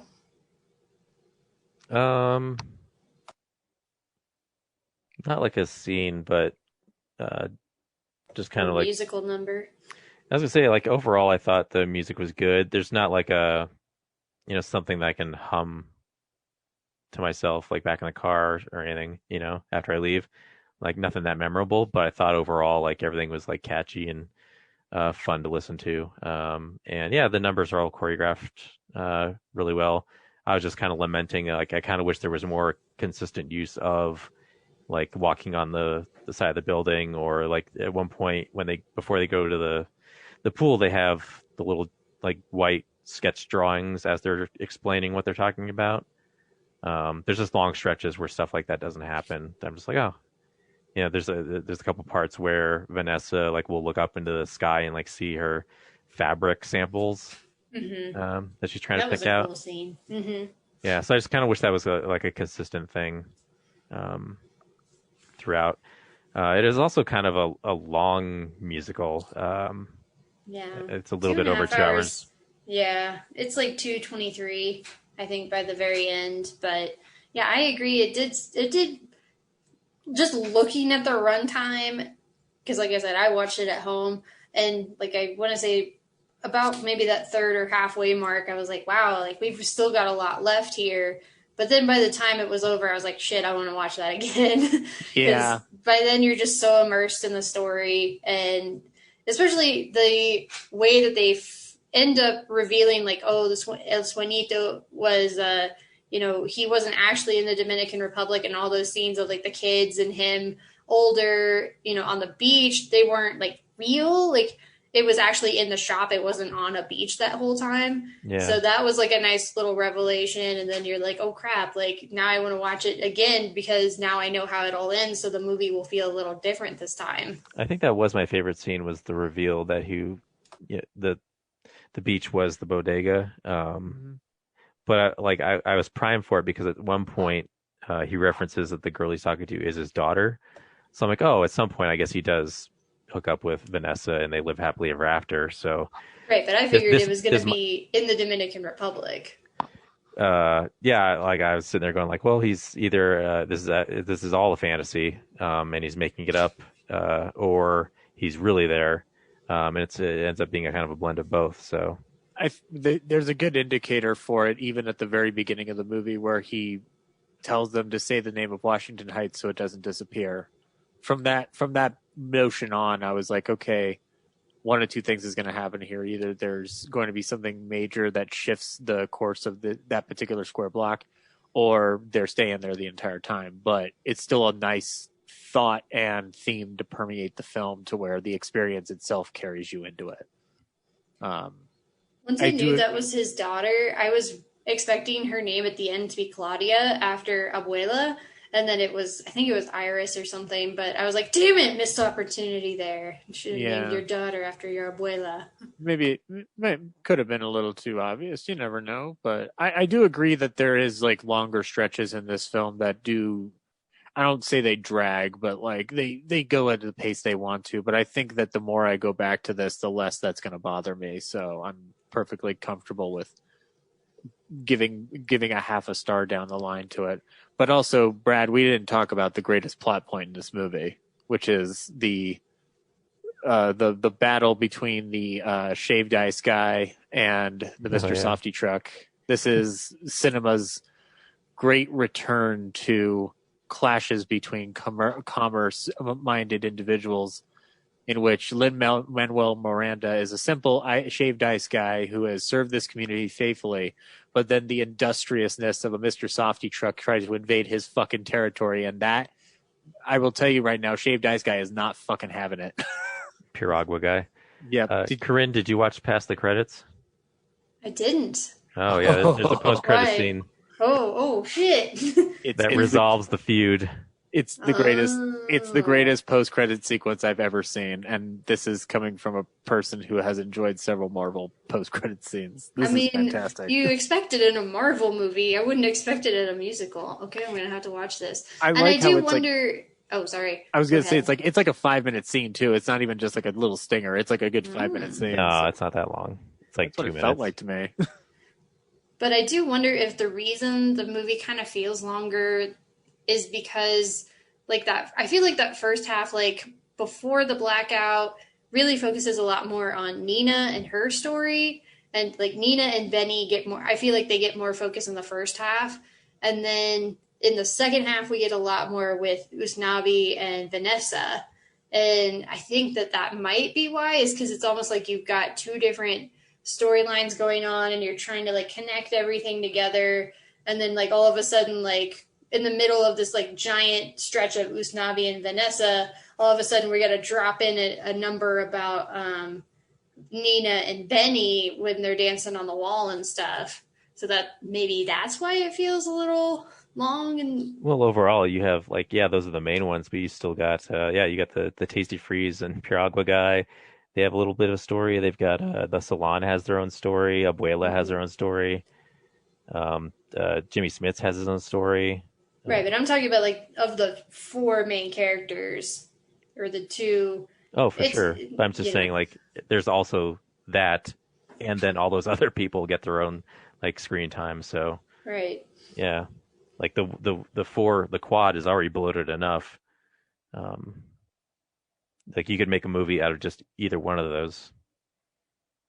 So, but I mean, as far as just cinematically, and I haven't seen the stage version, but it didn't feel like, oh, they took this, stage play and then they just kind of filmed it on location. Like, no, this felt like a cinematic treat. Like this felt very theatrical, and they really made use of the space and the different shots and the pacing of the musical numbers and everything. And, it's a different feel, and sometimes I feel like Phantom of the Opera, the Joel Schumacher version, could stray into that territory of like, well, we have this space and we're going to use it, but we're not going to make it feel like a movie. We're going to make it feel more like a staged play sort of deal. You know what I mean? Like, we're not going to take advantage of what the medium of movie making allows for. Yeah, they didn't build it around what they did on stage. They utilized the actual heights to represent that culture in that space. Which is something that you should ideally do in order to translate the property down to cinema, because it's not theater's its own different beast, and you have to adapt it accordingly. Otherwise, I like the Producers remake from 2005, but that is decidedly stage bound, and it's kind of a problem with that movie. But it's not doesn't make the movie bad, but it definitely, like, there's a difference between what that movie does on a visual aesthetic and what this one does, and I do appreciate that they didn't try to move past the boundaries that they had to, or try to accommodate something that wasn't inherent to their art form. So, good movie. I'll see it again. What Hell about you yeah. guys? Oh yeah, I want to go back to the theater with this after I've got some free time, because this is another thing. I think that people should watch this movie in a theater, and ideally, like, I mean, like, I know that crowds are an issue with, but like, if you've got a couple of people in the theater with you and everybody's having a fun time, like, that's like the kind of like that's the kind of environment I'd like to watch this in. Because Brad and I saw this at an empty screening. We were the only ones in there at 9:30 at night, and on a Sunday, people have to work on the a next day, Sunday. obviously. Yeah, like that's the kicker of it. But like, I'd love to try to go to this during a weekend and like see it with a group of people and just kind of like revel in the fact of like watching a show of that caliber and that elegance. Like the way Chu directs it, like, it is really like, it is an experience that you should watch in a movie theater, because it is built for the big screen. It's not built for your television or HBO Max, really. I mean, it's fine if you watch it there, and I totally understand that, but the experience. I had a good time. Yeah. Again, I'm not discounting that, but like, when you watch it on that big screen, like, it appropriately is designed to be seen that way, and pays off for that element, because it doesn't condense its worldview. It's very expansive. It's wide. When you watch it on a big screen, that pays off. It's almost like I'd like to watch this on an IMAX screen, to be honest. So I know they were having IMAX showings of it. I think they still are. I'll have to check those out. Like, because I did enjoy watching something like La La Land in IMAX too, where it's like a musical really should have that vibe to it and be as big and bold as possible. Mm-hmm. But which it does seem like, I know we're not in that vein of like old Hollywood where we get movie musicals all the time, at least outside of like animation, because animation is kind of its own thing. But I am liking this trend of like, every other year we get a live action movie musical, and I'm down for that. Like, I want to see more movie musicals. I want them to keep the trend going, and I'd love to start seeing Hollywood try to conceptualize their own musicals that aren't like, it's almost like that we have a plethora of Broadway adaptations, and I have no reason to knock that. In fact, I enjoy watching them try to adapt them each time. But I would love to see filmmakers in Hollywood or wherever like start conceptualizing musicals that are designed for the screen as an original screen concept, because that's an art that definitely doesn't exist anymore. Trying to conceptualize musicals solely for the film. Mel Brooks is kind of one of the last people to do it, and that was always in the guise of comedy, so it was never really taken as a sincere musical. But that would be cool. But I'd like to start seeing more of that experience. I got like a really big thrill out of watching this. Like, it's exciting to watch. So, I mean, I slightly disagree with you. I'm obviously down for, original movie musicals, but I would love to see adaptations of like the stuff that's on Broadway right now, because not everybody can go to Broadway. Not everybody has like, the tours coming through their city. So it's like, yeah, if you can make a movie version of it and do it in a way that is both true to the spirit of the original stage musical, but also utilizes the medium of film in a really good way, and at the same time make it accessible to people everywhere, like, that's honestly a good thing. Like, that's how I got into Phantom of the Opera, was because of the Joel Schumacher movie. Yeah. No, yeah, again, I'm not knocking Broadway adaptations. I'm glad that they exist. I'm excited for Wicked whenever that comes out. Yeah, But I want them to do Hades Town, because I've heard good things, but obviously there's no movie of it yet. there's musicals that they do on off Broadway that I'd love to see them put out. Like there's adaptations of a Lost Marx Brothers musical that I'm thinking, like, you could try to see if you could readapt that for the screen and see how that played out. It would be met with a lot of contention, but you could give it a shot. But yeah, I mean, either way, I think that there's room for these things to be built out and to be explored, so long as they are. I think that having the creators of the musicals on board as creatives the way they had Miranda involved is essential, because they will ensure an authenticity to the experience of that production, and that respects both art forms. So what are we seeing next week? Well, Ryan's not here, so he's not here to make the call. We have a couple options. Luca is releasing on Disney Plus. However, is it going to be in the theaters too? It doesn't look like it. I just went to the website to check, and it says exclusively on Disney Plus. So, I mean, I'm gonna watch it because I'm a Pixar fan. Yeah. Although I'm not vibing with it. Like, I see the trailers and I'm like, I'm not. This premise feels really flimsy, but whatever. I will give it a shot. It's always like a thing with Pixar trailers, though. They have a hard time selling the movie, but then you watch the movie and then it tears your soul apart and builds it back up. Yeah, you're just like, why did I ever question this? This is amazing. Yeah, exactly. They pull this trick every time. We've got to stop being fooled by it. But anyway, I, however, believe that given the option, if we have a theater choice, we should take it to support getting people back into theaters. Agreed. So the Sparks Brothers, Edgar Wright's documentary on a band I'd never heard of until he started talking about it. I would be down with that. It is in limited release, but it is at the Landmark Theaters and Alamo, as far as I know. It'll probably get a couple of releases in AMC probably. So I think that's what we should do. But, our choices are fluid, and apparently Ryan doesn't want to see F9, so we might have to fill some weeks with stuff. So we could return to both. But guys, they're going to go to space at last. Why are we ignoring this opportunity to see this through to the end?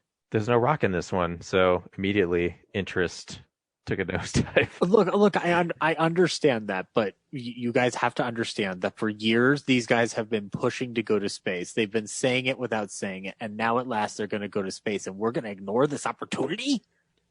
What if the trailer's a lie? What was that? What if the trailers are a lie and they don't really actually get to go to space? You'll feel cheated. Well, then I will walk out immediately the moment I find out it's a cheat. I don't care if it's in the first 5 minutes, but. So yeah, I might push for Cruella maybe to make a resurgence. I know 2 of us have seen it already, but like I said, I still haven't seen it. I'd love to go see it in the theater.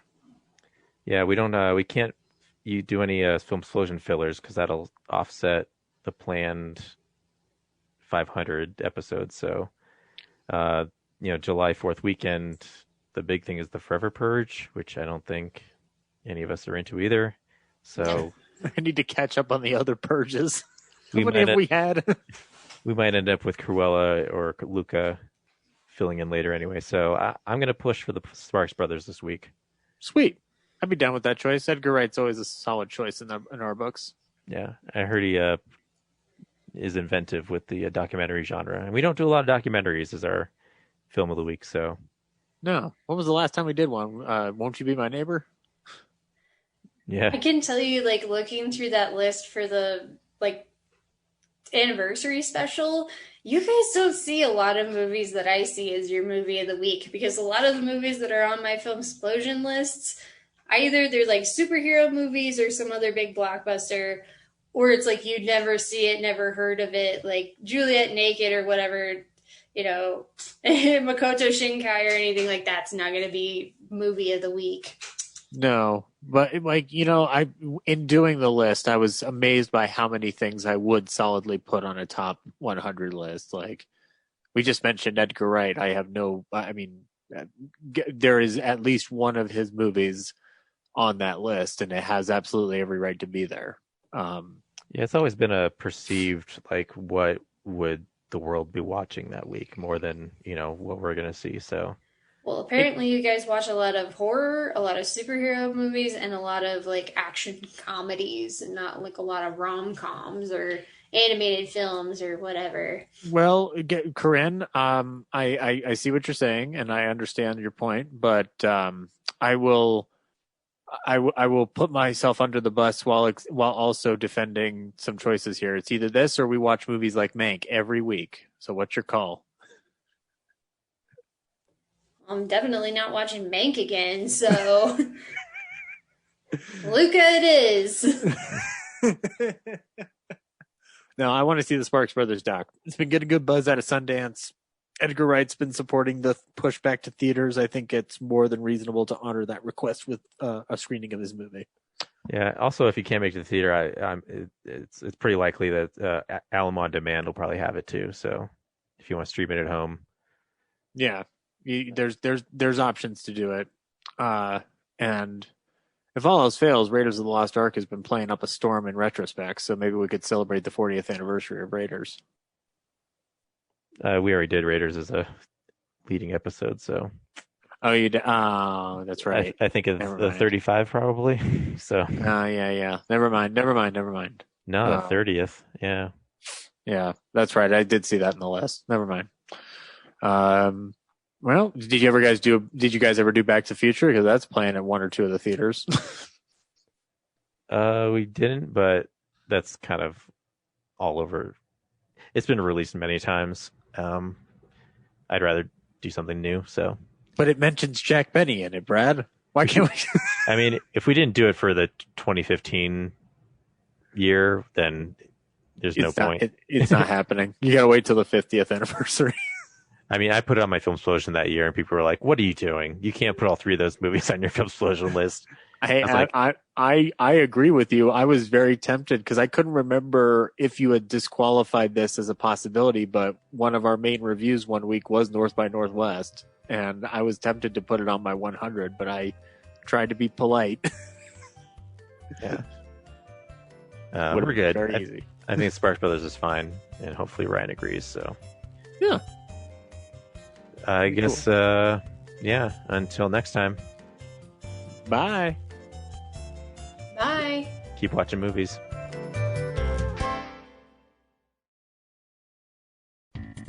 Thank you for listening to this episode of Real Nerds Podcast.